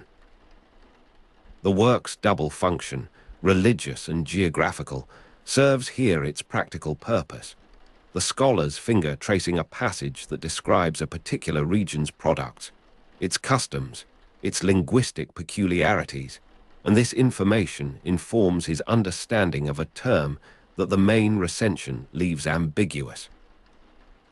The monastery's resources extend beyond the strictly scriptural, and the integration of travel narrative with sacred text represents one of the particular contributions that Xuanzang's presence has enabled. The evening meal sounds from the refectory, a wooden clapper rather than the bell, and the translation hall empties gradually, the scholars departing in order of seniority, the most junior remaining to secure materials, to extinguish lamps, to prepare the space for tomorrow's resumption. You assist in this closing without explicit instruction, your movements understood as participation in the monastery's rhythms, and the sandalwood and old paper in the scripture storage rooms intensifies as the day's ventilation ceases, the accumulated fragrance of preservation becoming the dominant atmosphere as activity withdraws. The night arrives with the rain's cessation, though water still drips from the eaves in slower intervals, and you walk the courtyard where puddles reflect the emerging stars in fragments that shift with each disturbance of the surface. The imperial foundation asserts itself in the scale of the buildings against the night sky, the silhouette of the great wild goose pagoda visible as a darker absence against the stars' distribution. This filial dedication seems to permeate the night with a quality of remembrance, the building standing as a prolonged gesture of piety that outlasts the individual emotion that motivated it. You retire to the quarters assigned for visitors, a small cell with a narrow window facing the pagoda's mass, and the night passes with the sounds of a large institution settling into rest, the occasional movement of monks on nocturnal errands, the distant percussion of a water clock marking the watches. The morning returns with the same pale diffusion, and you resume your place in the translation hall where Xuanzang has already begun, his voice carrying the same Sanskrit passage that yesterday's correction refined, the cycle of recitation and revision continuing with the accumulated precision of practice. You observe him now with the awareness of years that this narrative has compressed, his figure still central but aged, the translation project having extended across the 19 years that his dedication required. Its presence through the window has become a constant, its stone having weathered the seasons that the translation consumed, its store of manuscripts having grown with the accumulating production. The team itself has changed composition across these years, some scholars departing, others arriving, the Indian assistants gradually diminishing in number as the initial generation aged or returned to their homeland. An elderly Xuanzang, near death, reviews his final revision of Buddhist texts, and the scene shifts to a smaller chamber, the translation hall's grandeur exchanged for an intimacy appropriate to this terminal labor. You are present at his request, your witness having become over years a recognized though unexplained function, and you observe his hand moving across the manuscript with a deliberation that acknowledges the proximity of its last movement. His attention returns to these with a frequency that suggests their personal importance, the Heart Sutra's brevity perhaps offering a manageable scope for final scrutiny, its concentrated formulation permitting the complete comprehension that longer treatises might exceed. Xuanzang's voice, reading it now in his Chinese rendering, carries the weight of a lifetime's engagement with its Sanskrit original, each term resonating with the memory of alternative possibilities that his translation rejected or accepted. The manuscript before him represents the culminating revision of a corpus that has defined an era of Buddhist transmission, his personal journey from Chang'an to India and return, now embedded in the textual fabric of Chinese religious life. Though the Indians are no longer present, their contribution persists in the phonetic notations that Xuanzang examines, the marginalia recording pronunciations that his own ear, trained in Indian study, had verified. The manuscript shows the traces of this method, layers of annotation that document the community of interpretation that produced the final text. He turns a page with a gesture that reveals the physical difficulty of this simple action. His hands tremor controlled but evident, and you perceive the mortality that this final revision confronts, the translation becoming his testament in the most literal sense. The Yunju temple near Beijing began carving sutras onto stone tablets in the 7th century, and this distant project, already initiated though unknown to Xuanzang, represents a parallel preservation effort that would also help ensure the survival of Buddhist texts. This stone sutra project continued through the Liao and Jin dynasties, spanning many millions of characters, and the ambition of this enterprise, its geographical remove, its temporal extension across centuries that Xuanzang would not see, suggests the scale of textual preservation that Buddhist devotion inspired, the anxiety of loss driving ever more durable forms of recording. You mention this project to Xuanzang, not as information but as inquiry, and his response, though faint, indicates his recognition of the impulse that such carving represents, the desire to fix the Dharma against the erosion that time inevitably works upon paper and palm leaf and human memory. The afternoon light enters his chamber at an angle that illuminates the manuscript's surface with a particular clarity, and you observe the characters as he reviews them, each stroke bearing the weight of doctrinal precision, the calligraphy itself a meditation upon the meaning it conveys. You perceive how the records of the Western regions, completed years earlier, has already begun its independent circulation, the geographical information that served the translation now serving other purposes, the description of routes and kingdoms informing merchants and envoys, and the merely curious. The monastery's function extends beyond the religious, and Xuanzang's double legacy, scriptural and geographical, represents the full range of his journey's contribution, the personal pilgrimage transformed into public resource. He closes the manuscript with a gesture of completion, his hand resting upon the cover with a stillness that you recognize as final, the revision concluded, the perfection of wisdom established in its Chinese form. The bell has measured his days here since his return. It sounds the boundary of the monastery's temporal order, and this particular ringing, though identical to countless predecessors, carries for you the quality of terminus, the last such marking that his presence will witness. The scholars who have gathered in the corridor enter at a signal, their arrangement around his bed suggesting prepared ritual, and you withdraw to the periphery where your witness continues without participation, your role having been to observe, to carry the memory of this completion beyond the walls that contain it. The night that follows extends across the monastery with a quality of held breath, the routines of evening proceeding with a deliberation that acknowledges the proximity of change. You walk the courtyard where the rain has ceased, the puddles reflecting a sky that has partially cleared, stars visible in gaps between slow-moving cloud.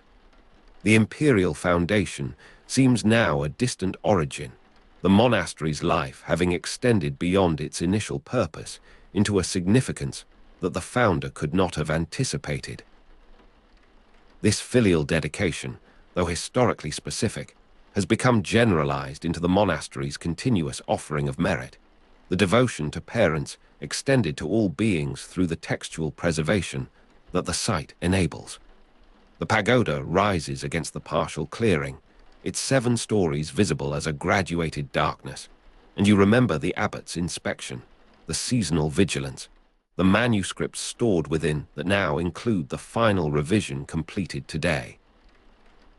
His return, though long past, seems to achieve a second completion in this night, the journey that brought these materials to Chang'an now matched by the journey of his own departure, the circle of his life closing with the same geographical precision that marked its central adventure. The structure stands as the visible monument of this double journey, its stone having witnessed both arrival and departure, its store of texts now complete in a sense that Xuanzang himself would have recognized, the translation project achieving the closure that his revision of the Prajnaparamita texts represents. The morning arrives with a clarity that the previous day's rain had withheld, and the monastery resumes its functions with a regularity that does not announce but cannot conceal the alteration that has occurred. The translation hall contains scholars at their stations, but the central place remains empty, Xuanzang's presence withdrawn into the memorial arrangements that will occupy the coming days. You observe the novice grinding ink, or another novice, the function continuous though the person may have changed, the water darkening in its slow circular motion. The sandalwood and old paper in the scripture storage rooms seems intensified by the morning's clarity, the fragrance carrying with an explicitness that the previous day's humidity had subdued. You ascend the pagoda's stair, encountering no abbot, the inspection having become your own purpose, and you examine the stored scrolls with a touch that tests for dampness, though the season has turned toward dryness.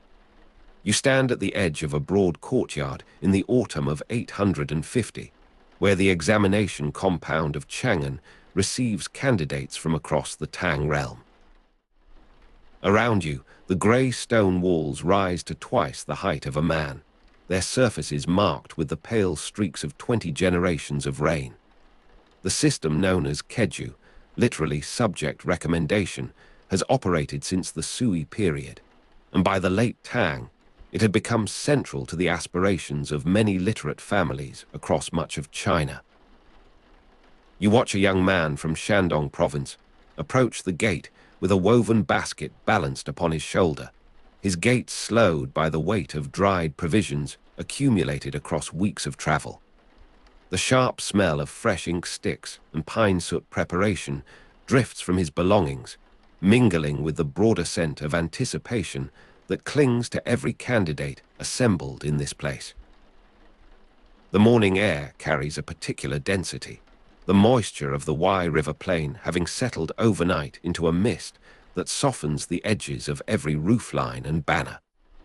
Dew beads upon the straw hats of the assembled men, some of whom have journeyed for more than a month to reach this compound where the civil examination will determine their futures. You observe the Shandong candidate as he sets down his basket and withdraws a small cloth bundle containing his brushes, each wrapped in thin silk to preserve the resilience of the bristles. The rustle of bamboo paper being unrolled and weighted with jade paperweight sounds from a nearby group, where an older candidate demonstrates the proper arrangement of his writing surface to a younger companion. This compound in Chang'an serves as the metropolitan stage, the gateway to the palace examination that only the most accomplished would ever approach. At dawn, officials in dark blue robes move through the crowd with measured steps, their faces bearing the impassive authority of men who have administered this ritual many times before.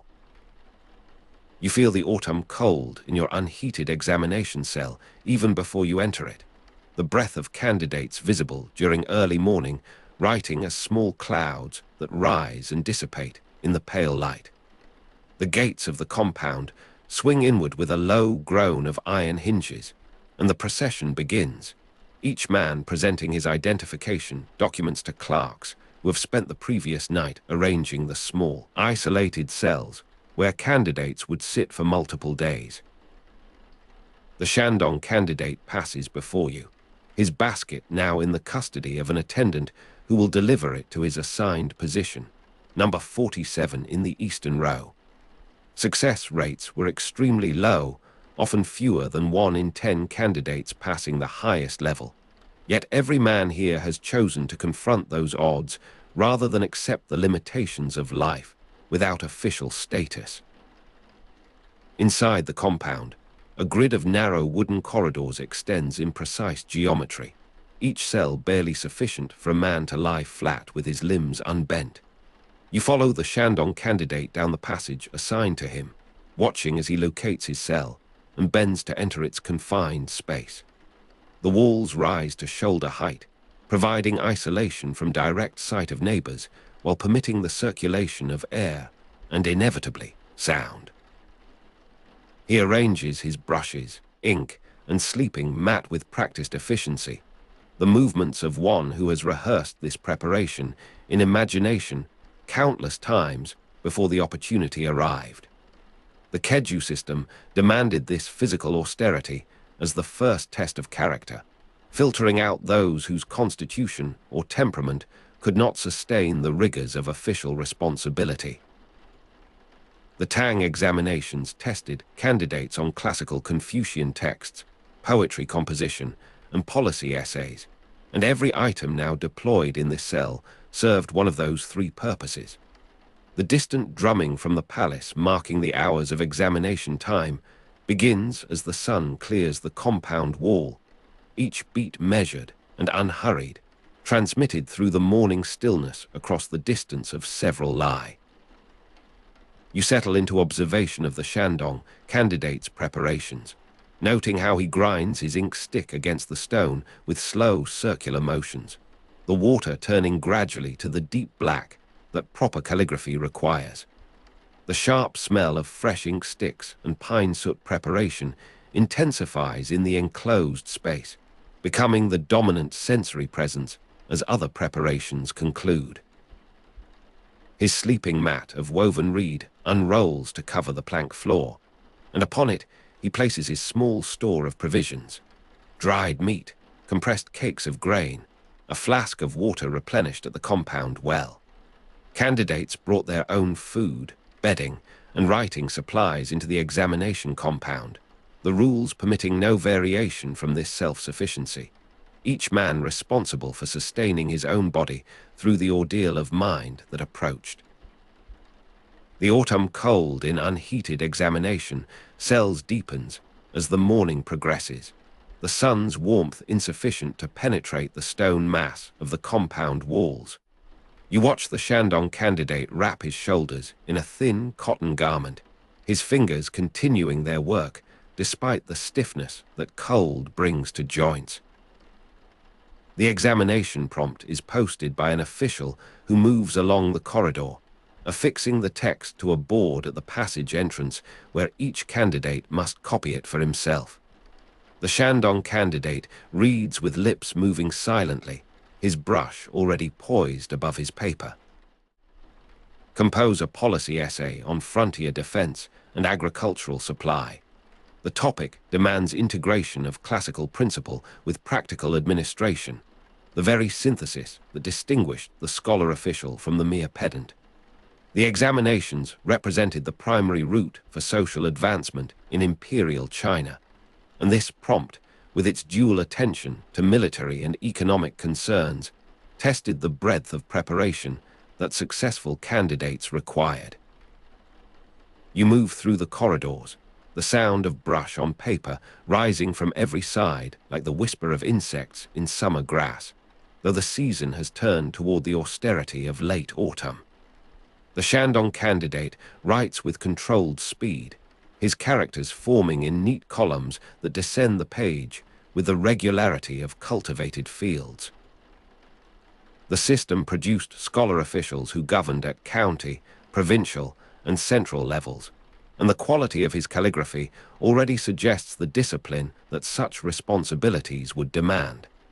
The distant drumming continues, each sequence of beats dividing the day into measured portions that regulate the pace of composition. By midday, the compound has settled into a rhythm of concentration, broken only by the necessary movements of body. The stretching of cramped shoulders, the reaching for water, the brief consumption of sustenance.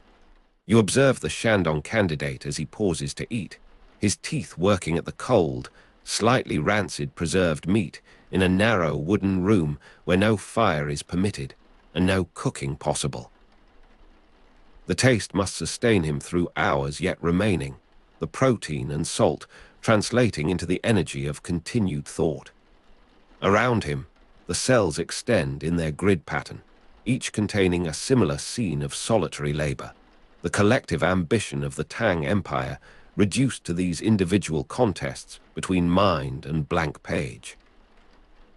Wealthy families could afford years of preparatory study, giving them practical advantages that the examination format could never fully neutralize. Yet the Shandong candidate's equipment suggests origins more modest than those of some neighbors. His brushes well maintained, but not recently replaced, his paper of acceptable rather than exceptional quality. The afternoon light enters the cells at a steep angle, casting long shadows across the writing surfaces where candidates continue their work. You watch the Shandong candidate complete his first draft and set it aside to begin the more demanding task of composition in regulated verse, the poetic section of the examination that separated those with genuine literary cultivation from those whose preparation had concentrated upon prose argument alone. Each component required distinct faculties that years of study might or might not have developed.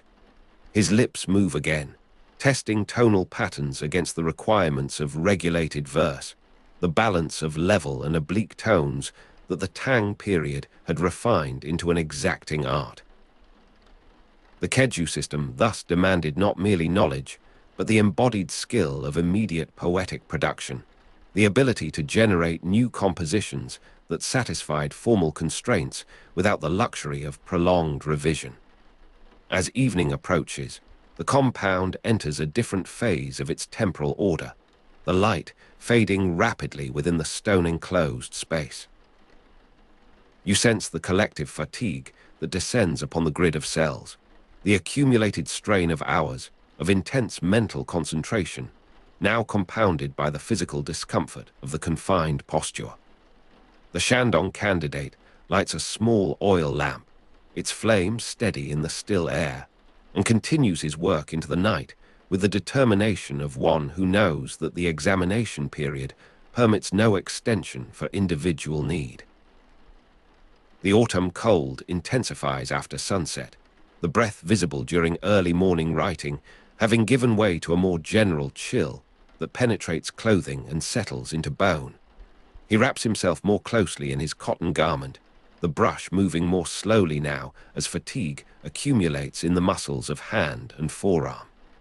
Night in the compound reveals dimensions of the examination experience that daylight obscured. You stand in the central courtyard, the stars visible above the compound walls in patterns that have watched over this ritual since the Sui period. From the surrounding cells, sounds of human vulnerability emerge. Candidates cough in neighboring cells, the dry air and prolonged exertion irritating throats already strained by the chill.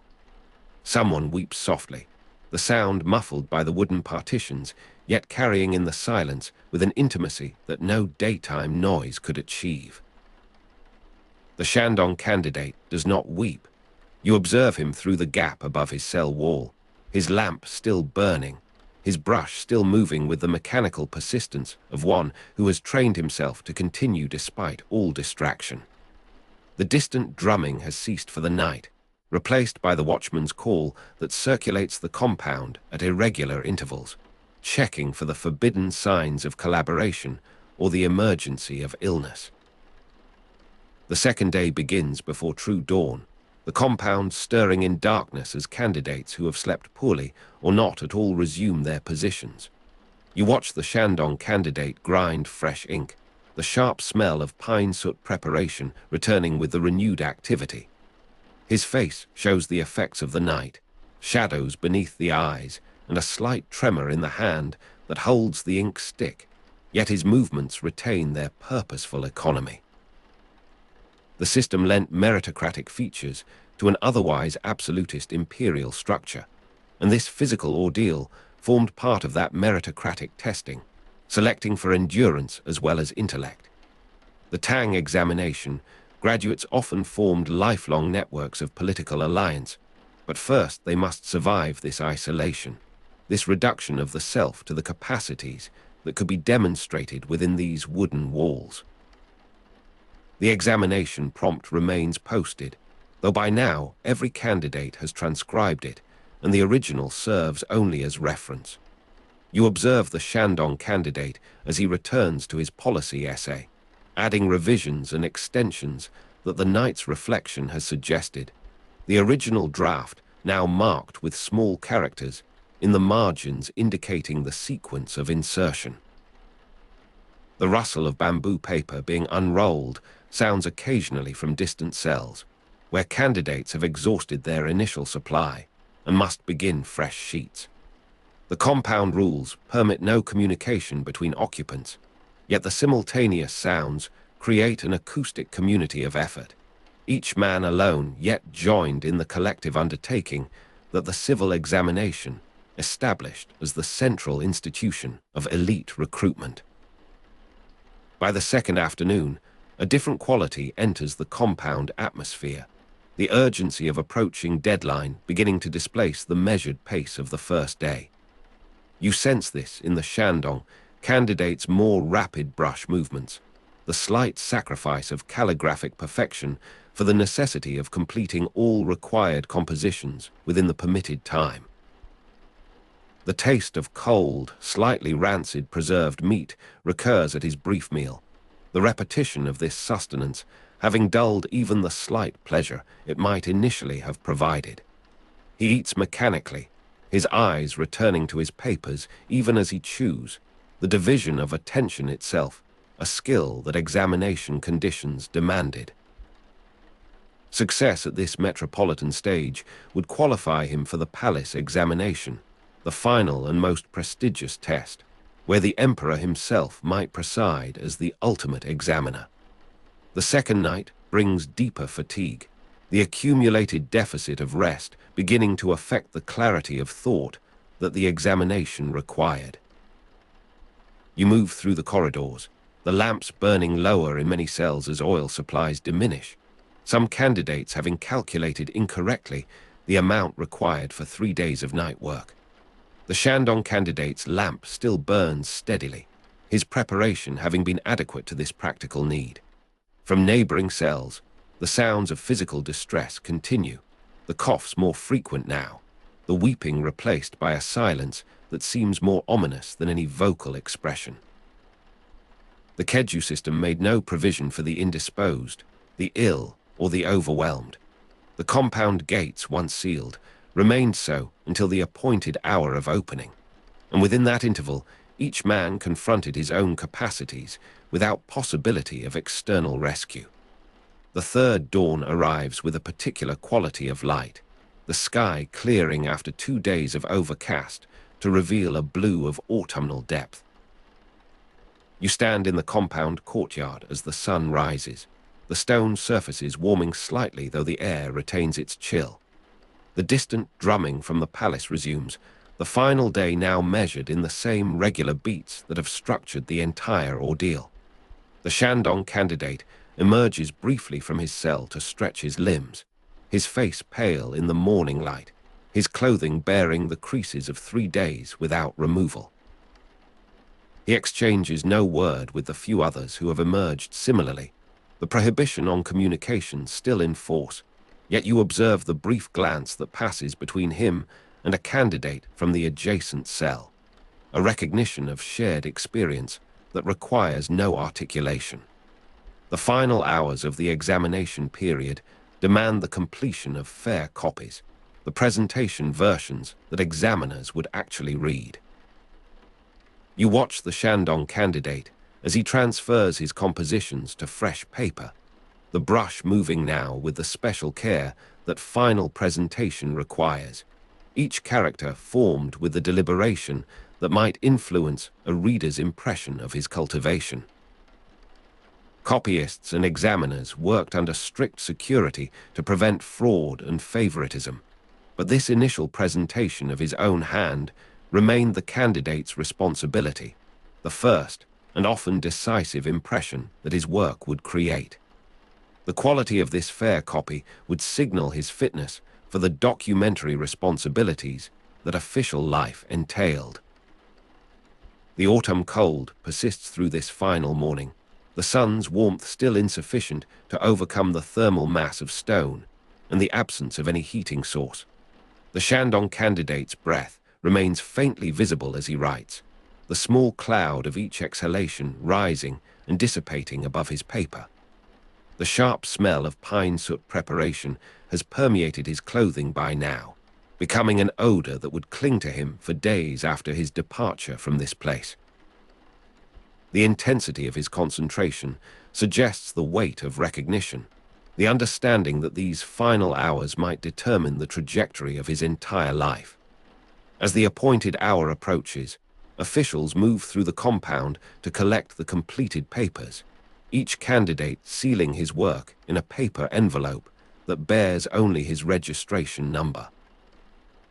You observe the Shandong candidate as he completes this final ritual, his brush cleaned and wrapped, his remaining supplies repacked in the basket that has sustained him through these days. The gates of the compound, sealed at dawn 3 days past, now prepare to open, the transition from isolation to return marked by a subtle shift in the acoustic environment, the sounds of the outside world becoming audible as the heavy bars are withdrawn. Dust rises from dry courtyard earth as candidates exit the compound after 3 days, the accumulated footfall of hundreds of men stirring the fine powder that the autumn dryness has created. You move with the departing crowd, the Shandong candidate visible ahead of you in the stream of figures that emerges into the broader spaces beyond the compound walls. The Jinshi degree became increasingly prestigious relative to other entry paths to officialdom, and every man here has invested that hope in the outcome now removed from his control. The results would not be immediate. Days of examination and deliberation must pass before any names were announced. Yet the physical ordeal has concluded, and the bodies that emerge show the varied effects of that conclusion. Some moving with the energy of relief, others with the stiffness of prolonged confinement, still others supported by companions who have waited outside through these 3 days of isolation. The fourth morning arrives with a particular quality of anticipation that you observe in the spaces before the compound, where candidates and their supporters gather for the posting of results. The Shandong candidate has returned, his clothing changed, but his face still bearing the marks of the examination ordeal, the shadows beneath his eyes not yet faded. A board stands prepared, its surface blank, until the appointed moment when officials emerge to affix the list of those who have passed. This public posting represented the visible demonstration of the meritocratic principle, the transformation of individual effort into recognized status. The posting occurs with the deliberate slowness of official ritual, each name affixed in its ranked order according to the examiner's evaluation. You watch the Shandong candidate as he searches the list, his eyes moving with controlled speed down the columns of characters. Results posted on the fourth morning. A successful candidate stands motionless before his name. You observe this precise sequence as it occurs, the Shandong candidate's movement ceasing at a particular point on the board, his body becoming still as comprehension replaces search. Graduates received formal status as Jinshi presented scholars, with entry to official careers, and this stillness marks the moment of that transformation, the crossing of a threshold that separates the aspiring from the achieved. Around him, other candidates continue their search, some finding their names and reacting with varied demonstrations of relief or satisfaction, others reaching the end of the list without discovery and turning away with faces that show the effort of controlling disappointment. The Shandong candidate remains motionless, his gaze fixed upon the characters that record his success, the name repeated in his mind with the confirmation that external recognition provides. This moment of standing before the posted results already places him within a cohort that will share the experiences and opportunities of official advancement. The Keju system has added one more name to the long succession of those it has distinguished. You move closer, observing the details of this transformation. The slight tremor that returns to his hand, now not from fatigue, but from the release of tension accumulated across years of preparation and days of ordeal. The moisture that appears at the corners of his eyes, controlled and unacknowledged. The gradual return of movement as he turns to seek a familiar face in the crowd, the need for witness that success generates. The system has functioned once more as it was designed to function, identifying within a broad population those individuals whose demonstrated capacities qualified them for the responsibilities of governance.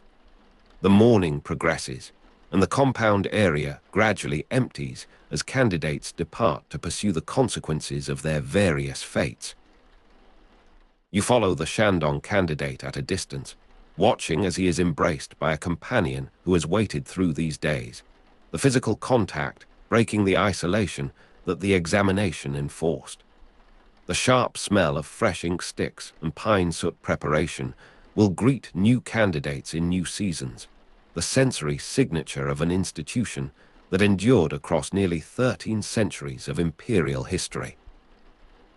The Shandong candidate walks now with a changed quality of movement, the stillness before his name having given way to a purposeful stride that carries him toward the next phase of his progression. His success here qualifies him for the palace examination, the final stage where the emperor's presence might transform the Jinshi degree from formal qualification to personal recognition. The distant drumming has already begun to acquire a different association in his memory, no longer the measure of isolation and ordeal, but the acoustic context of a triumph that he will carry forward into the decades of service that now open before him.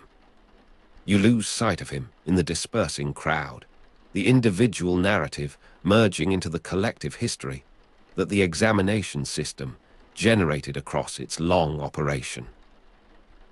The compound stands empty now, but prepared, its cells ready to receive the next cohort of candidates who will arrive with their baskets of provisions and their years of preparation, confronting the same prompts and the same isolation, the same low probability of success, and the same transformative possibility of recognition.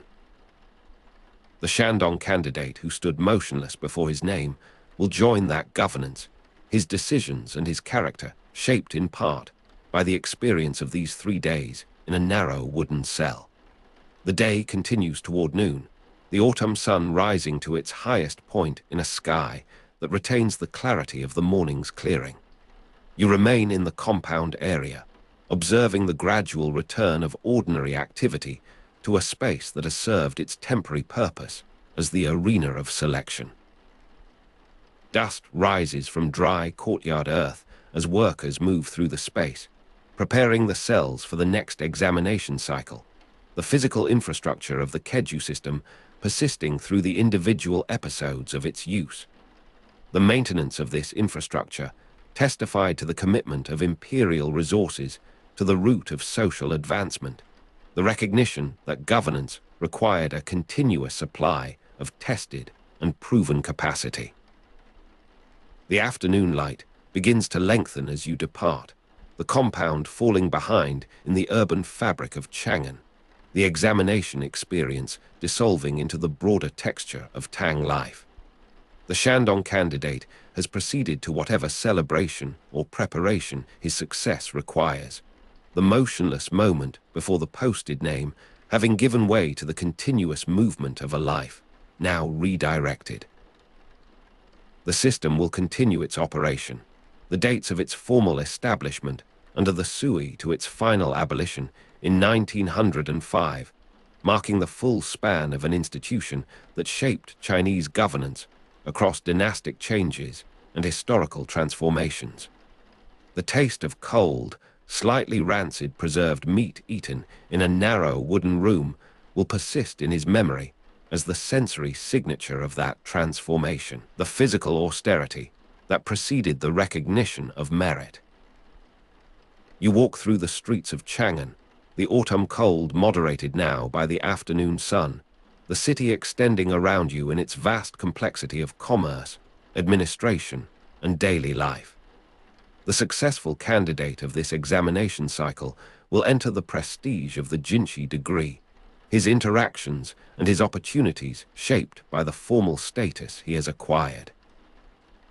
The friendships and recognitions established in these examination contexts will sustain him through the challenges of official career. His individual success serves as one more demonstration of the meritocratic possibility, the promise that capacity and effort might be recognized regardless of origin. Evening approaches. Evening approaches across the broad avenues of Chang'an, and you are standing in the doorway of a tavern near the Eastern Market, where the wine sellers have begun their nightly trade. The plaster wall beside the counter bears the ghost traces of older verses, layers of ink partially washed away by seasons of smoke and steam, and you watch as a tall figure in loose scholar's robes selects a worn brush from the proprietor's jar. This is Lai Bai, born in 7-1, who will die in 762, and who is considered one of the 2 greatest poets of the Tang Dynasty, and he is waiting for the cold plum wine that sits warming now in a ceramic cup on the worn counter. The proprietor pours slowly, and the liquid carries a faint sweetness that will warm the throat after the first careful sip. Around you, the scrape of brush on rough tavern wall begins, the ink running slightly where plaster is damp from the evening's cooking fires, and lie-by's hand moves in broad strokes without hesitation, improvising verses that will later be copied by travellers and carried along the Silk Road to distant prefectures. The autumn air moves through the open doorway, carrying the distant sound of evening bells from monasteries beyond the city's wards, and you feel the slight chill where the warmth of the interior meets the cooling night. Oil lamps flicker in wall niches, casting uneven light across the faces of merchants who have paused in their negotiations to watch the poet at work. Tang poetry was performed, sung, and recited in social gatherings, not merely read silently, and already a young man at the corner table begins to hum the rising tones of lie-by's first completed couplet, testing its musical weight against a familiar melody.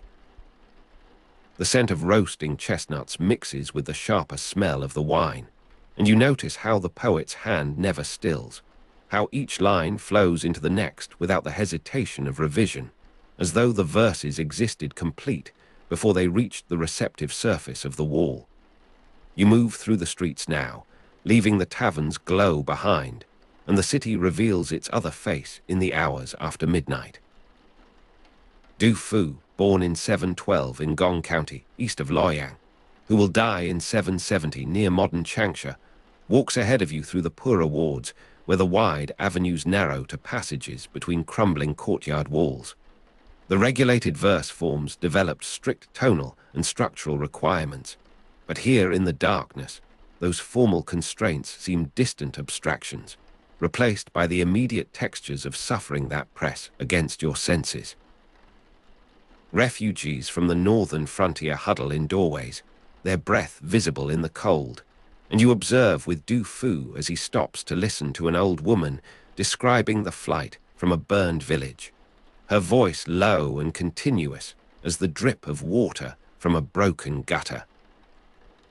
Du Fu was known by the epithet Shisheng, the sage of poetry, analogous to Confucius as sage of philosophy, and this title will be earned through nights such as this, through the patient accumulation of witness that transforms private observation into public memorial. The rain begins without announcement, first as a fine mist that clings to your sleeves, then strengthening to a steady autumn rain on the poor family's reed roof that you pass, water finding paths to the earthen floor, where a child sleeps on a thin mat rolled against the wall. You stand in the shelter of a leaning gatepost and watch Du Fu continue, his sandals darkening with moisture, his shoulders drawn inward against the cold. Court poetry celebrated imperial occasions, frontier campaigns, and seasonal festivals, but here there are no banners, no musicians, no carefully arranged compositions of praise. The scent of old books in a scholar's study, paper made from mulberry bark, seems to cling even to this alley, perhaps carried on the clothes of some failed examination candidate who has retreated to these margins. And you remember that Du Fu failed the examination repeatedly and lived much of his life in relative poverty, that the meritocratic promise of the Tang system has not extended its recognition to this man who will outlast all the laureled winners in the memory of centuries. Dawn arrives with a pale diffusion through the clouds, and you find yourself summoned through gates that few common scholars ever pass, into the palace complex where Emperor Xuanzong receives his cultivated court. Lai Bai spent years at the Tang court during the reign of this emperor, and now you observe him among the assembled guests in a hall where painted screens depict the journeys of immortal beings through mist-wreathed mountains. A palace banquet unfolds with the measured pace of ritual, and each guest must compose a poem matching a set rhyme distributed on silk slips by silent attendants in pale green robes. The cold plum wine in a ceramic cup appears again, this time on a low table of polished rosewood, and you taste its slight sweetness as it warms the throat, watching how Lai Bai accepts the challenge with a smile that reaches his eyes before he lifts his brush. The musicians pause between pieces, and in that interval, the scrape of brush on silk provides a counter-rhythm to the earlier strings and flutes. Lai Bai and Du Fu were contemporaries, though their lives and styles differed markedly, and you imagine how Du Fu might receive this scene, how his more severe temperament would measure the cost of such luxury against the poverty of the previous night. Around you, the polished floors reflect the movement of dancers in sleeves of weighted silk, and the regulated verse forms that developed strict tonal and structural requirements are here displayed as social accomplishment, the elegant solution of poetic puzzles before an audience of the empire's most powerful figures. Wine drinking accompanied much poetic composition, particularly in Lai Bai's case, and you observe how the cups are refilled with each completed stanza, how the poet's complexion deepens while his verses grow more reckless in their imagery, more daring in their claims of immortal companionship and celestial origin. The moon rises visible through the hall's eastern windows, and its light draws Lai Bai's attention outward, toward gardens where a pond awaits the evening's solitude. You follow the unspoken trajectory of his gaze and sense, already the narrative that will conclude this life. The death in 762 that reportedly involved drunkenly attempting to embrace the moon's reflection in water, the leaning too far that transformed celebration into elegy. But that evening remains distant, and the present hall holds its formal warmth, the scent of incense from bronze burners mixing with the residual sweetness of the plum wine on your tongue. Poems were exchanged as gifts, posted at inns, and sent across distances as personal communication, and you observe how completed verses are passed from hand to hand among the guests, how some are already being memorized for later transcription and wider circulation. The seasons turn with the deliberate pace of historical necessity, and you find yourself in the aftermath of change, the Anlushan rebellion of 755 to 763 having disrupted both poets' lives and the empire's stability.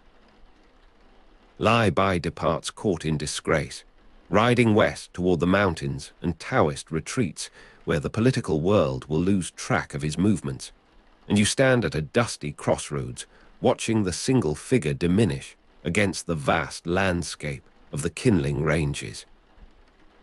The horse moves steadily, and the poet's posture suggests neither haste nor reluctance, only the continuation of a journey that has always been, in some sense, away from the centers of power and toward the peripheries of acceptable behavior. The roads carry refugees in both directions, their stories overlapping in the dust raised by passing hooves. The mountain air carries a different quality of cold, sharper, and more penetrating than the urban variety, and you feel it move across your face as you follow at a distance, observing without intruding.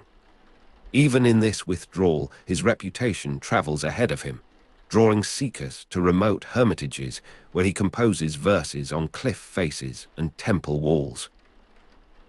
The evening bells from distant monasteries carry across the city's wards, but here they emerge from valleys below, their sound rising rather than descending, transformed by the acoustics of altitude into something more solitary and more urgent.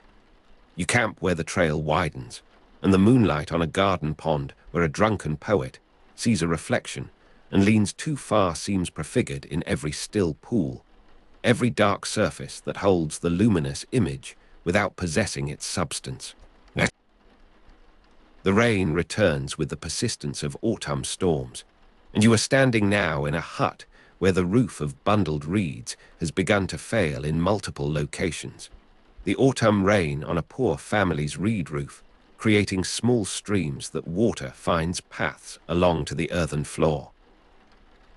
Du Fu writes by lamplight in this rain-leaking hut, his children asleep on thin mats arranged to avoid the worst of the leaks, and you observe the concentration that holds his brush steady, despite the chill that has entered his bones. Du Fu bends over paper that absorbs the available light, his face marked by years of hardship that have deepened rather than diminished his capacity for precise observation. His later poetry increasingly addressed the suffering of common people during wartime, and you sense the gathering weight of that responsibility in the slow deliberation of each character, the refusal to turn away from what the comfortable world prefers not to see. The lamp flickers as wind finds entry through gaps in the wall, and the scent of old books in a scholar's study, paper made from mulberry bark, is here replaced by the more immediate smells of damp earth and the medicinal herbs drying on a string above the sleeping children. This hut seems an appropriate temple for such sanctity, stripped of ornament, sustained only by the discipline of continued practice. You watch him pause, lift his head to listen to some sound beyond the rain, perhaps the distant movement of troops or the closer cry of a neighbor's child, before returning to the page with renewed attention. The cold air moves across your face from the direction of the failed roof, and you understand how the physical conditions of composition become inseparable from the moral conditions of witness, how the leaking hut produces a poetry that the palace hall could never have generated.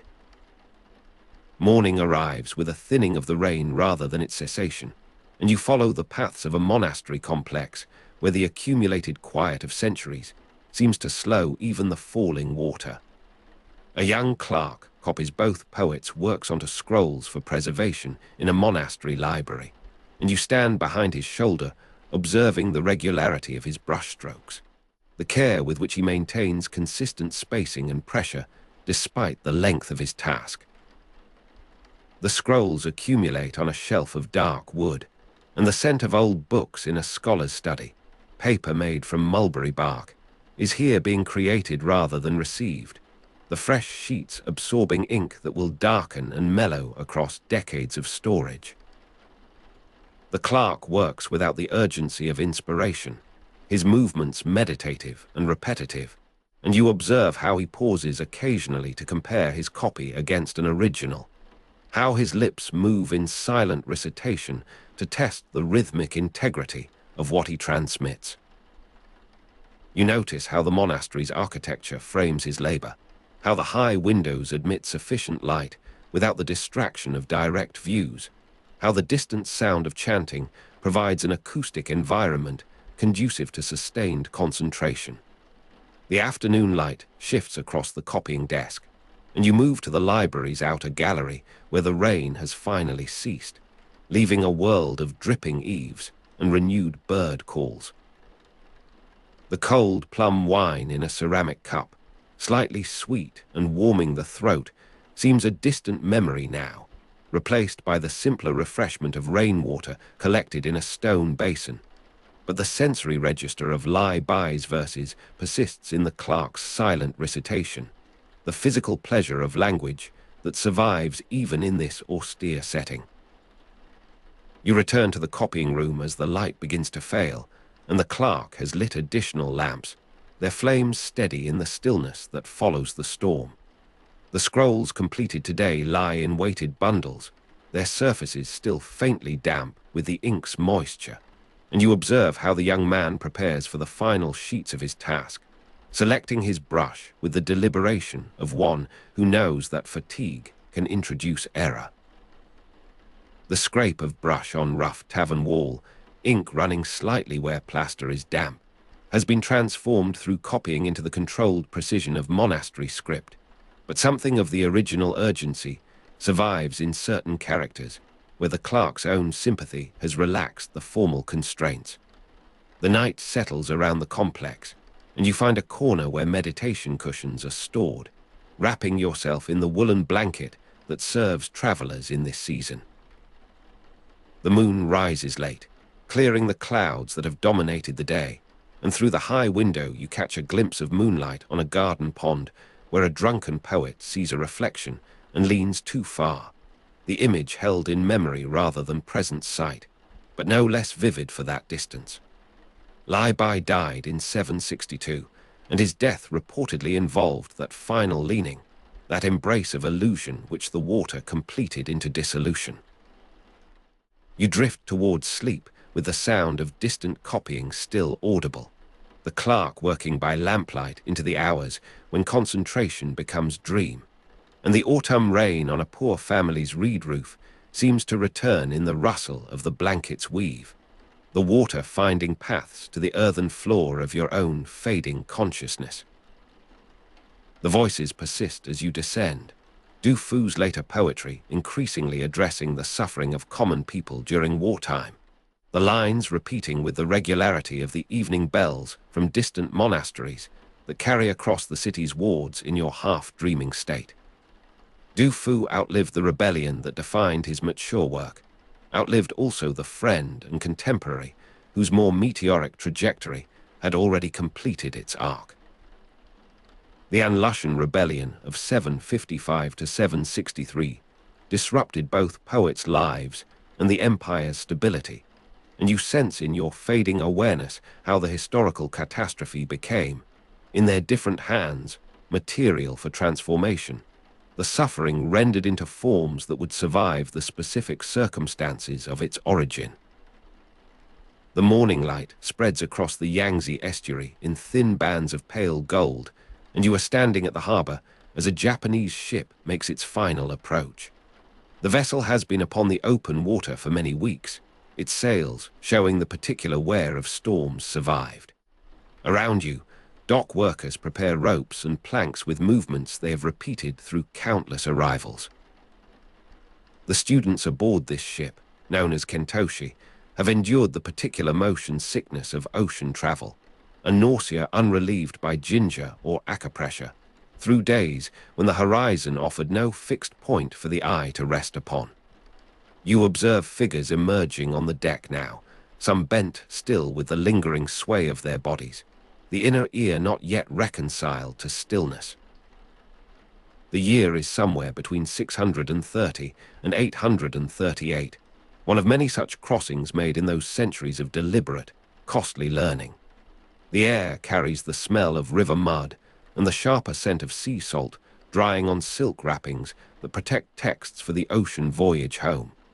These wrappings have been soaked and dried again during the journey, the salt leaving its white crystalline trace upon the patterned surfaces. A young monk from Nara leans against the railing, his robes darkened by spray, and you observe how his fingers move automatically through prayer beads, though his mind remains occupied with the deck's remembered motion. The Tang court awaits these arrivals, the city of Chang'an distant, still across inland roads that will take weeks more to travel. Between 630 and 838, Japan sent multiple diplomatic missions to the Tang court, each carrying students and monks, each bearing the weight of deliberate cultural transplantation. Harbor sounds surround you now, the particular calls of Chinese laborers mixing with the creak of hulls and the splash of fish stirred by morning activity. Merchants unload cargoes from vessels that have arrived from farther shores than Nara, from ports whose names the Japanese students will learn to pronounce with unfamiliar Chinese vowels shaping in their mouths, repeated until correct. The cold air moves across your face, carrying the promise of autumn, the season when many such ships chose to make their crossing before winter storms closed the routes. You watch as the first plank is secured, as the first passenger tests his legs upon stable ground, the moment of arrival that begins years of transformation. The light deepens to amber as afternoon settles over the foreign students' quarters near the Eastern Market, and you find yourself in a narrow room where a Japanese student sits before a Tang legal text. He has been in Chang'an for 3 years of the 15 to 20 that students typically remained in China, and the unfamiliar Chinese vowels still resist his tongue as he reads aloud. The particular silence of a scriptorium where multiple languages are being written simultaneously surrounds him in nearby chambers, Korean and Sogdian and Tibetan scribes working through their own texts. Around you, the walls show the stains of previous inhabitants, the accumulation of ink and oil from lamps that have burned through many nights of study. The student struggles with Tang legal terminology in an examination preparatory class, his brush pausing over a character whose meaning shifts between administrative and penal contexts. You observe the tension in his shoulders, the way his hand returns again to the same passage, the repetition that marks all genuine acquisition. Tang legal codes, administrative systems, and Buddhist texts were primary subjects of study for these Japanese scholars, the framework of an empire they would attempt to transport across the sea. The smell of imported Japanese ink sticks reaches you from a corner of the room, precious and used sparingly, the scent of home rendered into material for foreign composition. The student copies the term once more, the sound gradually losing its foreign stiffness. Evening arrives with the sounds of the eastern market below, unfamiliar music nightly rising through the floorboards, the strings and percussion of Central Asian performers, whose melodies the Japanese students will remember decades later as the acoustic texture of their youth. You move through corridors where other students prepare for sleep, some murmuring texts they must memorize by morning. The Balhae Kingdom in Manchuria and northern Korea also maintained diplomatic contact with Tang, and occasionally a Balhae scholar passes through these same quarters, his presence a reminder of the wider world that converges upon Chang'an. Balhae existed from the late 7th to early 10th century, founded by Di Joyong, its existence a parallel thread to the Japanese missions that brought these students to this city. The darkness gathers in the room where the young monk from Nara sits with a catalogue of scriptures, and you are shown the Daci'en Monastery's scripture storage, copying catalogue entries by lamplight. The shelves rise above him, the collected translations and commentaries of centuries, and his brush moves with the particular care of one who knows these texts will eventually be carried across the sea. The Japanese monks studied under Chinese masters and collected texts for transmission to Japan, this accumulation of knowledge the central purpose of their long residence. The lamplight flickers across a title, the smell of imported Japanese ink sticks rising as the monk pauses to moisten his stone. You observe how his hand steadies the catalogue page, how his eyes move between the Chinese original and his own emerging copy, the transfer between languages that constitutes the work of his years. The Daci'en Monastery holds texts from India and Central Asia, translated through Chinese, destined for yet another translation or adaptation in Japan. The cold air moves through the storage room, preserving the paper made from mulberry bark, the same material that will survive the ocean crossing if properly protected. The monk Kukai, founder of Shingon Buddhism, studied in Chang'an in the early 9th century. Though he is not yet present in this particular moment, his arrival part of the continuing pattern these young monks extend. The night deepens, and the unfamiliar music from the foreign students' quarters near the eastern market gradually ceases, the performers dispersing to their own rest.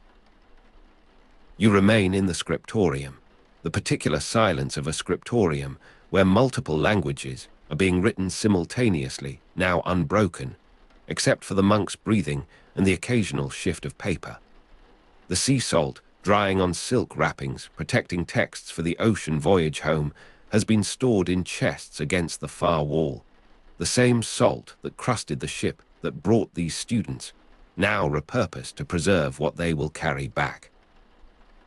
The monk's brush completes another entry, another title made portable, another fragment of Tang learning marked for transmission. The winter morning arrives with frost upon the tiles, and you stand in a courtyard where young monks from Nara are shown the Daci'en Monastery's scripture storage, copying catalogue entries as their first training in textual management. The cold air moves across your face, carrying the smoke of morning fires from the monastery kitchens. Around you, older monks move through their routines, some having spent decades in this city, their original shipboard nausea a distant memory of youth. The Japanese capital of Nara was modeled directly on Chang'an's grid layout, and these young monks walk through streets that rehearse the plan their own city has already begun to emulate, the spatial experience of empire made familiar through repetition. The catalogue pages turn under their brushes, the unfamiliar Chinese vowels shaping in Japanese students' mouths as they read titles aloud, repeated until correct, the training in pronunciation that precedes all deeper understanding. The smell of imported Japanese ink sticks rises from multiple workstations, the imported material marking the presence of foreign devotion.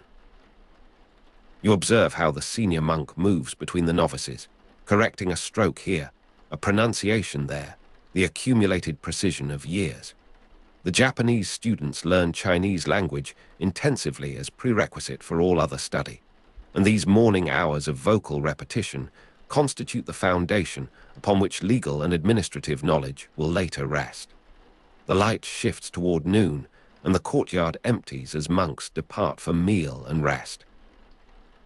You remain among the storage shelves, the particular silence of a scriptorium where multiple languages are being written simultaneously, now replaced by the different silence of closed texts, their contents dormant until the next reader activates them. The new year approaches, and the foreign students' quarters near the Eastern Market fill with preparation, the unfamiliar music giving way to formal rehearsal of ceremonial movements. You find yourself in a larger hall where Japanese students prepare their presentation of formal greetings at the Ministry of Rites, the annual obligation that marks their status as recognized learners. The Tang examination curricula influenced Japanese educational institutions, and these students have spent years preparing for performances that demonstrate their mastery of forms they will later adapt for their own court. The cold air moves through the hall, despite the braziers, the winter depth that makes this season of ceremony also a season of physical endurance. The students practice their pronunciation once more, the unfamiliar Chinese vowels shaping in their mouths, repeated until correct, the formality of the occasion demanding precision beyond ordinary conversation. Around you, the costumes of official presentation are laid upon tables, the silks and sashes that transform students into diplomatic representatives. You observe how one student adjusts another's collar, the mutual care of those who share the condition of foreignness, the years of residence that have made them neither fully visitor nor resident. The morning of presentation arrives with pale light and the particular tension of formal performance. You accompany the students through streets that lead toward the administrative quarter, the grid layout of Chang'an that the Japanese capital of Nara was modeled directly upon, and later Kyoto continued this urban planning tradition derived from Tang models. The unfamiliar music from their quarter has given way to the official music of the Tang court, the performed harmony that accompanies all state ceremony. The students move in ordered ranks, their years of preparation now compressed into this single procession, the visible demonstration of Japan's commitment to Tang learning. The Ministry of Rites receives them in a hall whose scale diminishes individual presence, and you stand among the assembled foreign students as greetings are presented, the formal language of tribute and acknowledgement passing between states. Balhi was conquered by the Khitan in 926, with population dispersing to Goryeo and Lyro, a future collapse not yet imaginable in this moment of ceremonial order.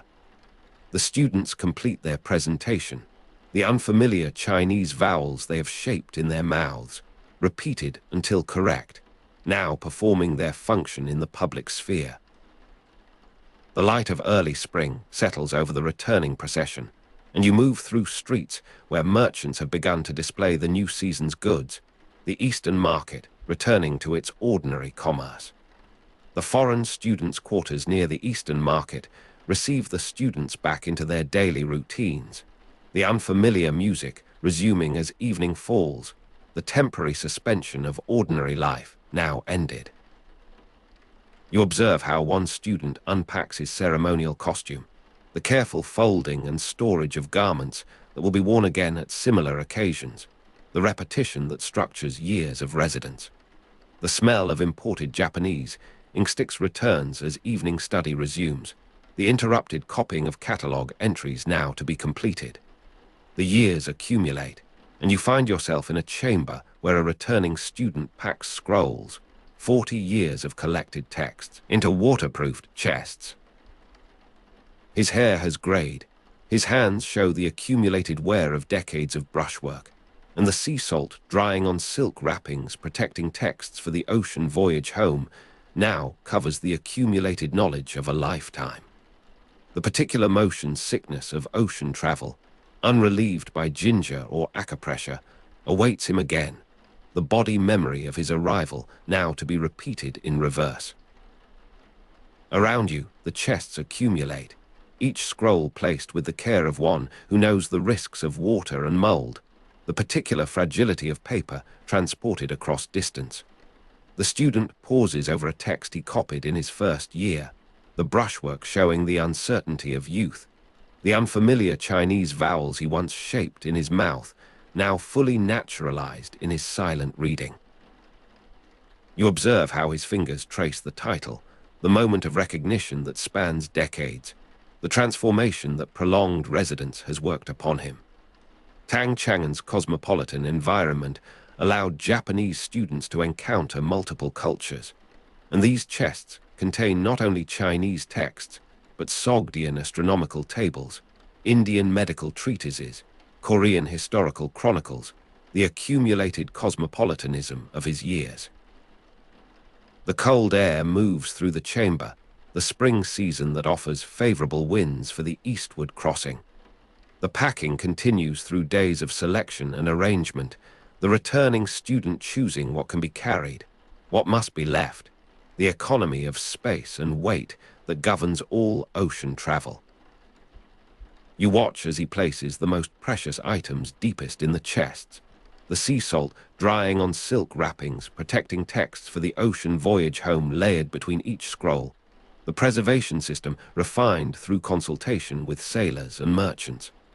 The smell of imported Japanese ink sticks rises from a final package, the remaining supply he has hoarded against this departure, now to be carried back to a country where such materials remain scarce.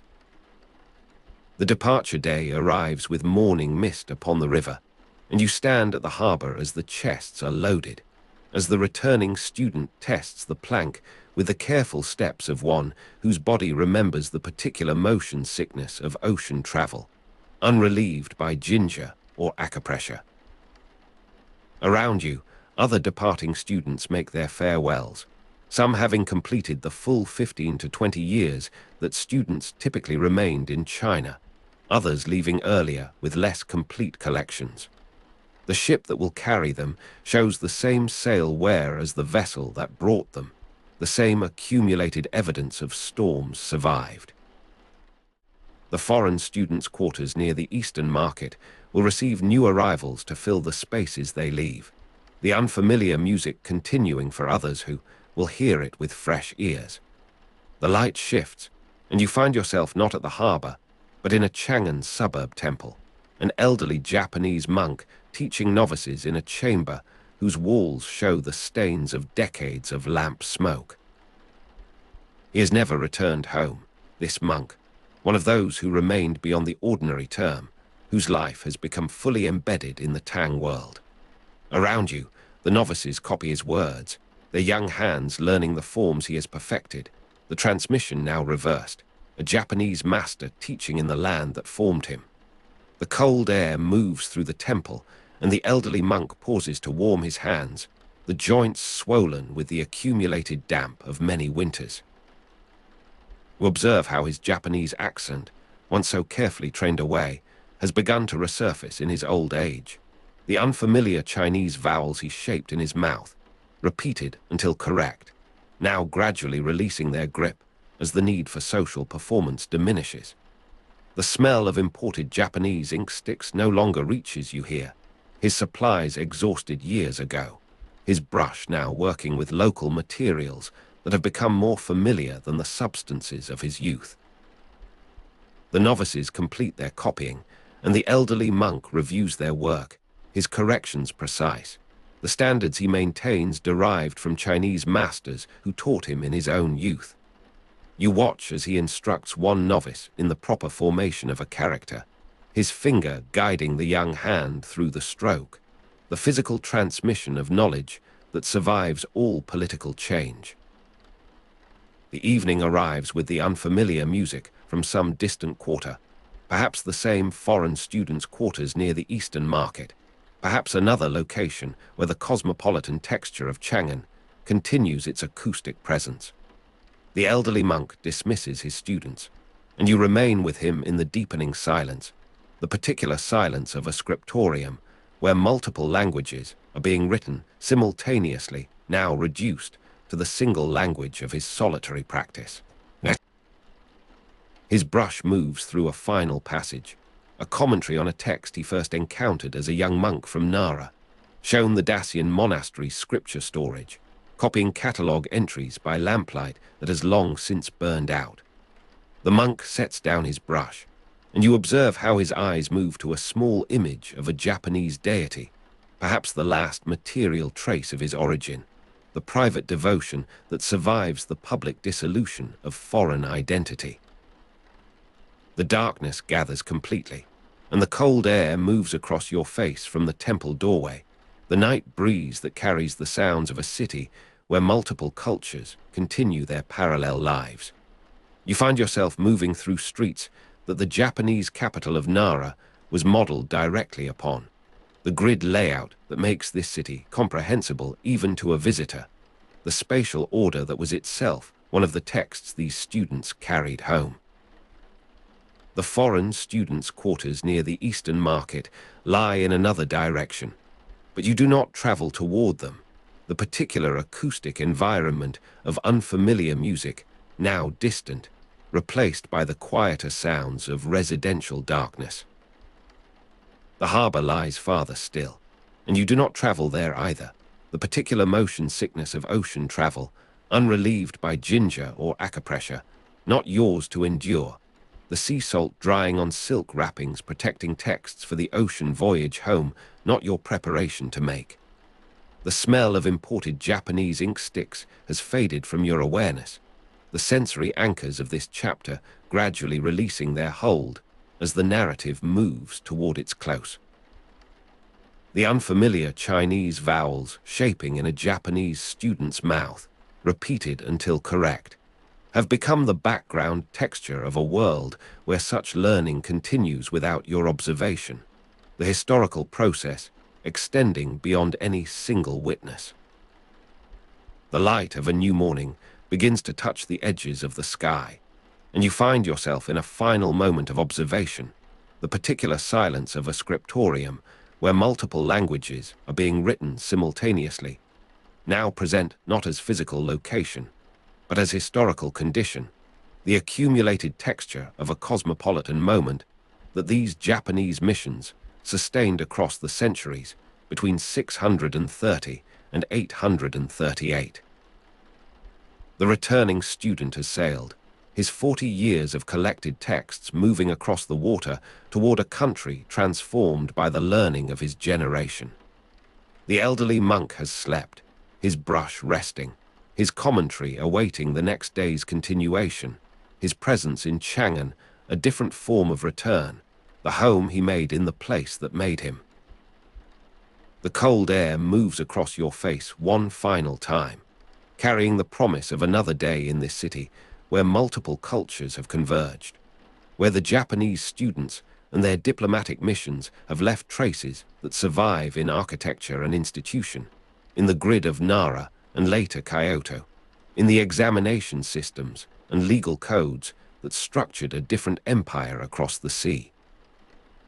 The unfamiliar music from the foreign students' quarters near the Eastern Market has become part of the acoustic memory that these carriers of knowledge transported, the sensory texture of Chang'an surviving in Japanese description and recollection. The light strengthens, and you remain standing in the space between departure and arrival, between the harbor and the temple suburb. between the student who leaves and the monk who stays, the historical pattern that repeats and differentiates across individual lives. The smell of imported Japanese ink sticks, precious and used sparingly, has marked both processes, the imported material of foreign learning gradually becoming local, then perhaps imported again in changed form. Morning fully arrives, and the particular silence of a scriptorium where multiple languages are being written simultaneously extends now to your own presence, the observer who has moved through these scenes gradually becoming part of the silence they compose, the historical narration merging with the sensory texture of its own telling, the cold air moving across your face as the last distinct impression before the deeper darkness where the sounds of Chang'an continue their distant recitation, waiting for the next waking ear. The curfew drums begin at the palace, deep within the walled compound of the Tang Emperor, and you are standing at the harbor no longer. For evening has come to Chang'an, the great city of the Tang Dynasty, its capital, and the sound reaches you now where you stand within the walled boundaries, the bell tower releasing its first reverberation across the geometric order that daylight makes so visible. The boom arrives in your chest before your ears fully name it, a pressure in the sternum, a physical announcement that the day has ended and the night has begun its measured dominion. Around you, the merchants have finished unloading their cargoes, for the harbor of commerce has closed with the sun, and ward gates across Chang'an are swinging shut on iron hinges that groan with the weight of wooden barriers thick as a man's forearm is long. You feel the cold air moving across your face as the final drumbeat fades, and the gate before you completes its arc, sealing you within for the hours of darkness that the night watch system will divide into 5 watches, each roughly 2 hours, the dark hours measured by drums at the palace and major gates for those awake within wards. The Tang Dynasty's order persists even in absence, even in the silence that follows the percussion, even in the particular darkness of a city without street lighting, where stars become visible between ward roofs that seemed so near to touching in the daylight compression of human ambition. The geometric order becomes invisible in darkness, reduced to sound and smell, the city's plan dissolving into memory and expectation, into the knowledge of walls you cannot see but trust to remain. The night air carries the green, slightly sweet smell of distant mulberry orchards, the cultivation that surrounds the city's outer walls for silk production, the scent of leaves and silkworm trays carried into Chang'an on evening breezes from the Tang Dynasty's industrial periphery. Silk production was a major Tang industry, with state and private workshops, and the mulberry leaves feed the silkworms that feed the looms that feed the trade routes that have made this capital the cosmopolitan heart of the known world.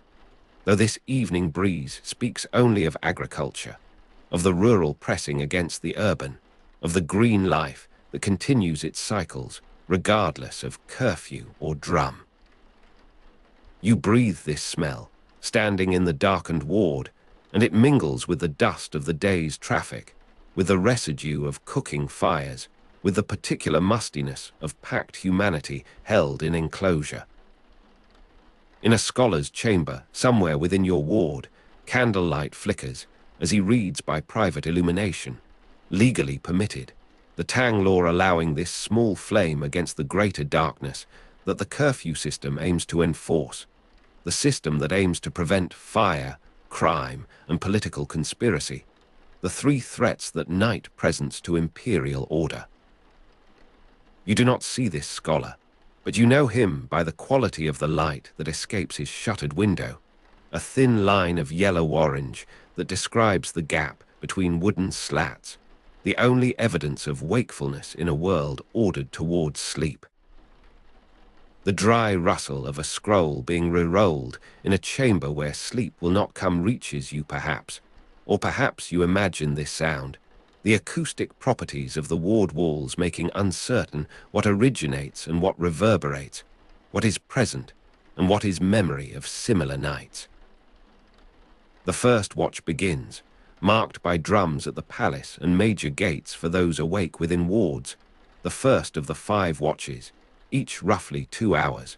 The night watch system dividing the dark hours into measured segments that patrols may reference, that sleepless scholars may note, that the city itself seems to inhale and exhale in rhythm with.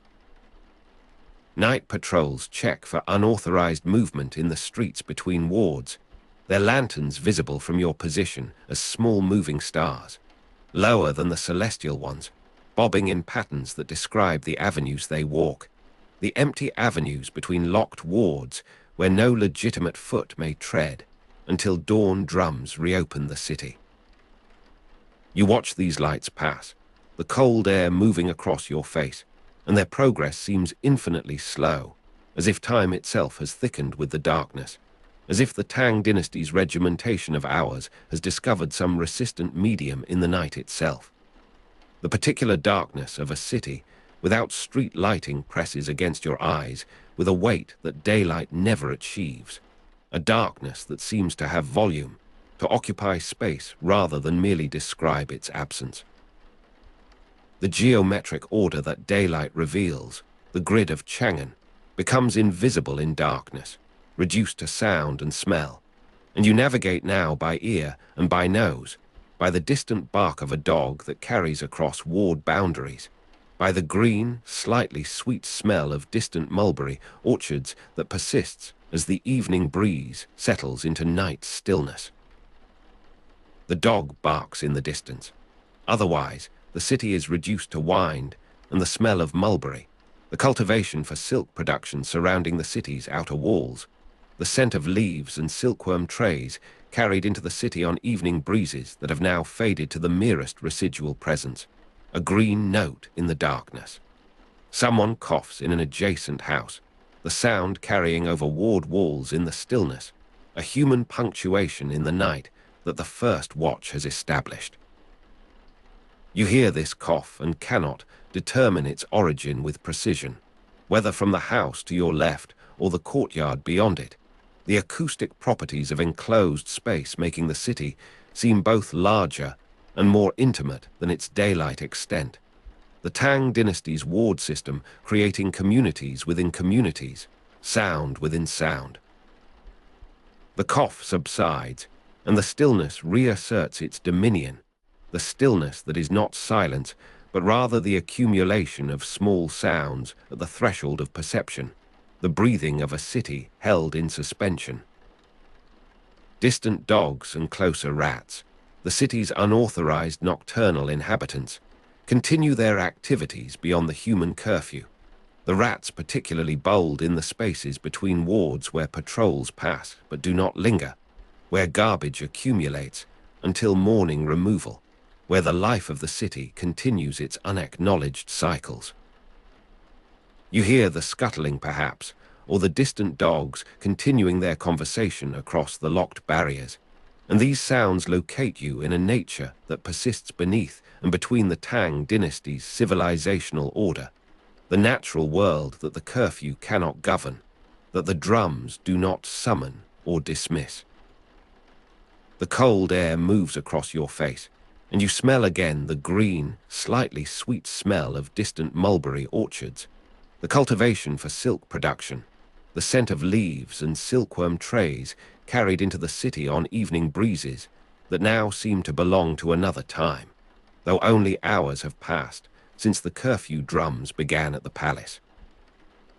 The scholar's candle continues in its window, or perhaps has been extinguished, sleep finally arriving to the chamber where the dry rustle of a scroll being re-rolled has ceased, where the legally permitted private illumination has served its purpose against the darkness that the curfew system aims to enforce, the system that aims to prevent fire, crime, and political conspiracy. You imagine this sleep, or this wakefulness, as the second watch arrives, marked by drums at the palace and major gates for those awake within wards, the second of 5 watches, each roughly 2 hours, the night watch system dividing the dark hours into segments that the sleepless may measure and the sleeping may ignore. The boom reaches you again, felt in the chest before it is fully heard, the deep, resonant boom of a large drum, and you count the interval since the first watch, finding it roughly 2 hours, finding the Tang Dynasty's temporal order confirmed in your own embodied experience. The night patrols continue their rounds, their lanterns still visible at intervals, still bobbing in patterns that describe the avenues they walk, the empty avenues between locked wards. You have not moved from your position, or you have moved and do not recall, the darkness disorienting in its completeness, the particular darkness of a city without street lighting, making memory and present sensation difficult to distinguish. The stars visible between ward roofs have shifted their configuration, or seem to have shifted, the slow rotation of the heavens perceptible only across longer durations than a single watch. Yet you fancy you can detect this movement, standing in the stillness of the Tang capital, of Chang'an, of the city that the drums govern. The green, slightly sweet smell of distant mulberry orchards persists, or returns, the cultivation for silk production surrounding the city's outer walls, the scent of leaves and silkworm trays carried into the city on evening breezes that may now be night breezes, that may be any breeze at all, the distinction between evening and night having dissolved in the watches that have passed. Someone coughs again, or the same someone continues coughing, the sound carrying over ward walls in the stillness, and you wonder at the vulnerability that night reveals, the bodies that the daylight city conceals in its busyness now audible in their frailty, their need to clear passages, to maintain function against the encroaching stillness. The Tang Dynasty's medicine, its pharmacopoeia of herbs and minerals, seems distant now, unavailable in the locked wards, though perhaps the coughing house contains its own remedies, its own knowledge passed between generations that the curfew confines together. You listen until the cough subsides, until the stillness reasserts its dominion, the stillness that is not silence but accumulation, the breathing of Chang'an held in suspension between drums. The third watch arrives, marked by drums at the palace and major gates for those awake within wards, the third of 5 watches, each roughly 2 hours, the night watch system dividing the dark hours into their middle passage, the depth of night that the Tang Dynasty's order must accommodate, must govern even in its extremity. The boom reaches you, the deep, resonant boom of a large drum felt in the chest before it is fully heard, and you feel the hours wait, the accumulated darkness that seems to press against the ward gates, against the patrol's lanterns, against the scholar's candle if it still burns in its chamber where the dry rustle of a scroll being re-rolled may have resumed, where sleep will not come or has come and departed again. The cold air moves across your face, and you stand in the particular darkness of a city without street lighting, stars visible between ward roofs that seem closer now or farther, the spatial properties of darkness as uncertain as its temporal passage. The distant dogs have fallen silent, or you have ceased to hear them, the city's unauthorized nocturnal inhabitants withdrawing to their own suspensions, their own waiting. The closer rats continue perhaps, or have found their feast and departed, the garbage between wards sustaining them until morning removal resumes, until the dawn drums reopen the city, and the sequence beginning at the palace propagates outward, the sequence of dawn drums that will release the wards, that will restore the geometric order that daylight makes visible, that darkness has reduced to sound and smell. You stand in this anticipation, or in its absence, for the third watch does not suggest morning, still leaves 2 watches remaining, still leaves the greater portion of darkness to be inhabited, to be endured or enjoyed according to the temperament of the sleepless. The green, slightly sweet smell of distant mulberry orchard seems fainter now, or your perception has adjusted to its presence, the olfactory equivalent of the stars that the darkness first reveals and then makes ordinary, the cultivation for silk production surrounding the city's outer walls becoming part of the night's baseline. the scent of leaves and silkworm trays carried into the city on evening breezes, now simply the smell of the city itself, of Chang'an, of the Tang capital, in its nocturnal aspect. You remember the historical coordinates that locate you in a specific past. Though the darkness makes all times seem present, all locations seem adjacent. The particular darkness of a city, without street lighting dissolving the boundaries that daylight maintains. The fourth watch arrives, marked by drums at the palace and major gates for those awake within wards. The fourth of 5 watches, each roughly 2 hours. The night watch system dividing the dark hours into their final segments. The approach of morning still distant, but no longer unimaginable. The first watch having seemed to contain all of night within its duration. The fourth suggesting the possibility of ending. The cold air moves across your face, and you notice its quality changing, or imagine this change. The night air carrying the green, slightly sweet smell of distant mulberry orchards, now carrying also something else. Something that might be morning though the fourth watch has only begun, might be the gradual graying of eastern sky, indistinguishable at first from imagination. The dawn not yet visible, but perhaps present at the edge of perception. The stars visible between ward roofs, perhaps less brilliant than before, or your eyes fatigued by the particular darkness of a city without street lighting, unable to maintain the sensitivity that first darkness required. You look eastward, or where you believe eastward to be, the geometric order that daylight makes visible still invisible in darkness, reduced to sound and smell, and the body's own orientation, the inner compass that darkness tests. Someone coughs again, or another someone, the sound carrying over ward walls in the stillness, and you hear it as a morning sound now, though morning is distant, though the fourth of 5 watches, each roughly 2 hours, still leaves 1 watch remaining, still leaves the curfew in force, the ward gates shut, the patrols walking their empty avenues between locked wards. The cough subsides, and you listen for the scholar's scroll, the dry rustle of a scroll being re-rolled in a chamber where sleep will not come, or has come, or is coming now in the fourth watch's deeper darkness that paradoxically suggests morning, that contains in its extremity the seeds of ending. You do not hear this sound, or hear it only in imagination, the acoustic properties of the ward walls making uncertain what originates and what is wished for, what is present and what is the body's own percussion, its own boom felt in the chest. The distant dogs resume, or new dogs begin, the city's unauthorized nocturnal inhabitants claiming the final watch as their own, the darkness that will soon end still dark enough to permit their movements, their sounds, their lives beyond the Tang Dynasty's regimentation. You hear them and the closer rats, or neither, or both in alternation, the auditory field as uncertain as the visual, the olfactory, the cold air moving across your face carrying the green, slightly sweet smell of distant mulberry orchards, or not carrying it. The cultivation for silk productions surrounding the city's outer walls present or absent, according to the breeze whim. The scent of leaves and silkworm trays carried into the city on evening breezes, or night breezes, or morning breezes that do not yet exist.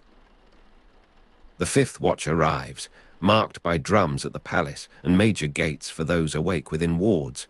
The fifth and final of 5 watches, each roughly 2 hours.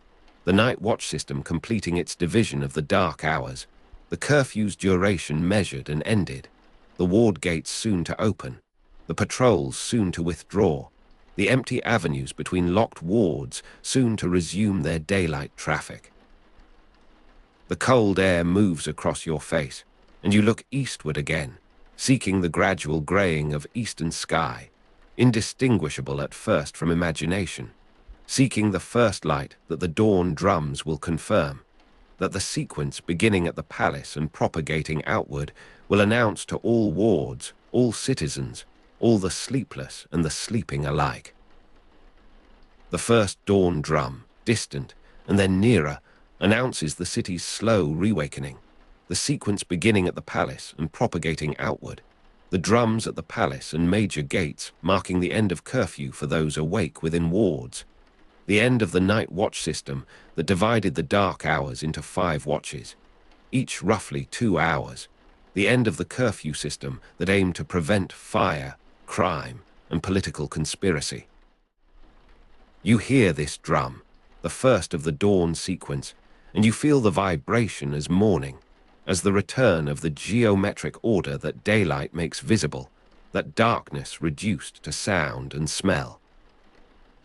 The ward gates begin to open, the iron hinges groaning with the weight of wooden barriers thick as a man's forearm is long, swinging outward now, releasing the pressure of enclosed darkness, admitting the cold air that moves across your face with a different quality, a morning quality that you can name but not fully describe. The gradual graying of eastern sky, indistinguishable at first from imagination, becomes distinguishable, becomes real, becomes the sky itself lightening above the ward roofs, the stars visible between ward roofs fading, their particular brilliance yielding to the greater brilliance that the sun will achieve, that the dawn promises. You stand in this transition, in the city's slow reawakening that the first dawn drum announced, that the propagating sequence continues to announce as it moves outward from the palace, from the Tang Emperor's walled compound, through the major gates, through the wards of Chang'an, the great city that the curfew drums closed and the dawn drums reopen.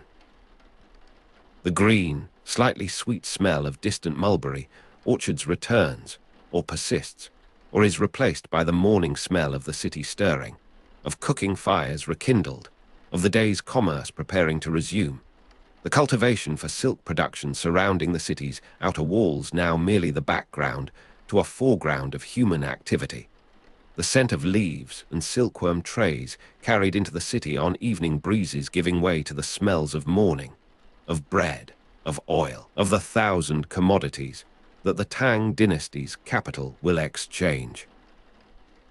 The cold air moves across your face, and you feel the sun's first warmth, or the promise of warmth, the gradual graying of eastern sky achieving color now, achieving distinction, becoming distinguishable from imagination by its very intensity, its rose and gold that the particular darkness of a city without street lighting made unimaginable, that the stars visible between ward roofs could not suggest. The night patrols withdraw, their lanterns extinguished or merely invisible in the growing light, their task of checking for unauthorized movement in the streets between wards completed for another cycle, the empty avenues between locked wards filling now with legitimate movement, with the morning's first pedestrians, with the merchants who will unload their cargoes, with the scholars who emerge from chambers where candlelight flickered, where the dry rustle of a scroll being re-rolled marked the hours of wakefulness, where sleep came or did not come according to temperament and text. You see these figures, or imagine them, the geometric order that daylight makes visible restoring its human content, its population, the Tang Dynasty's city resuming its daylight form after the night's reduction to sound and smell, after the darkness that made the city's plan dissolve into memory and expectation. The Anlushan rebellion of 755 marked the end of Chang'an's golden age as described, and you remember this future as the morning completes its arrival, as the dawn drums finish their sequence, as the city that the curfew drums closed, and the dawn drums reopen, continues its existence in historical time, not merely in the cyclical repetition of watches and drums. The city was sacked in 756, forcing the court to flee and the emperor to abdicate, and this violence awaits, this destruction of the order that the drums maintain, that the patrols enforce, that the ward gates embody in their opening and closing. After 755, Chang'an remained important, but never fully regained its cosmopolitan primacy, and this diminishment reflects the lasting impact of the Anlushan rebellion, which arose from within the Tang military structures that the dynasty's control systems were meant to regulate. The emergency access that was possible through special tokens, the punishments for curfew violation that were severe, these mechanisms of control seem fragile now in the morning light, seem preparations for threats less fundamental than the one that actually arrived. The rebellion that needed no unauthorized movement in the streets between wards, that moved through the system's own authorized channels until the moment of rupture. You stand in the reawakened city, in Chang'an after dark that has become Chang'an after dawn, and you feel the historical weight of this future, the knowledge that the drums you have heard, the 5 watches you have counted, the cold air that moved across your face in darkness, all belong to a golden age that will end, that the Anlushan rebellion of 755 will mark as ended, that the sacking of 756 will confirm. Yet the morning continues its particular beauty, the gradual greying of eastern sky having achieved full color, the sun visible now or about to be visible, the stars gone, the particular darkness of a city without street lighting dissipated into the ordinary light of day. The green, slightly sweet smell of distant mulberry orchards persists as background. The cultivation for silk production surrounding the city's outer walls continuing its cycles. The scent of leaves and silkworm trays carried into the city on evening breezes now a memory of the night just past. A sensory anchor to the darkness that the daylight makes distant, that the warmth of morning seems to have always already replaced. Though you know this is not so. Know that the cold air moved across your face, that the drums mark the hours, that the city held its breath and has now released it. The cold air moving across your face as the last distinct impression before the deeper silence where the sounds of Chang'an continue their distant recitation, waiting for the next waking ear.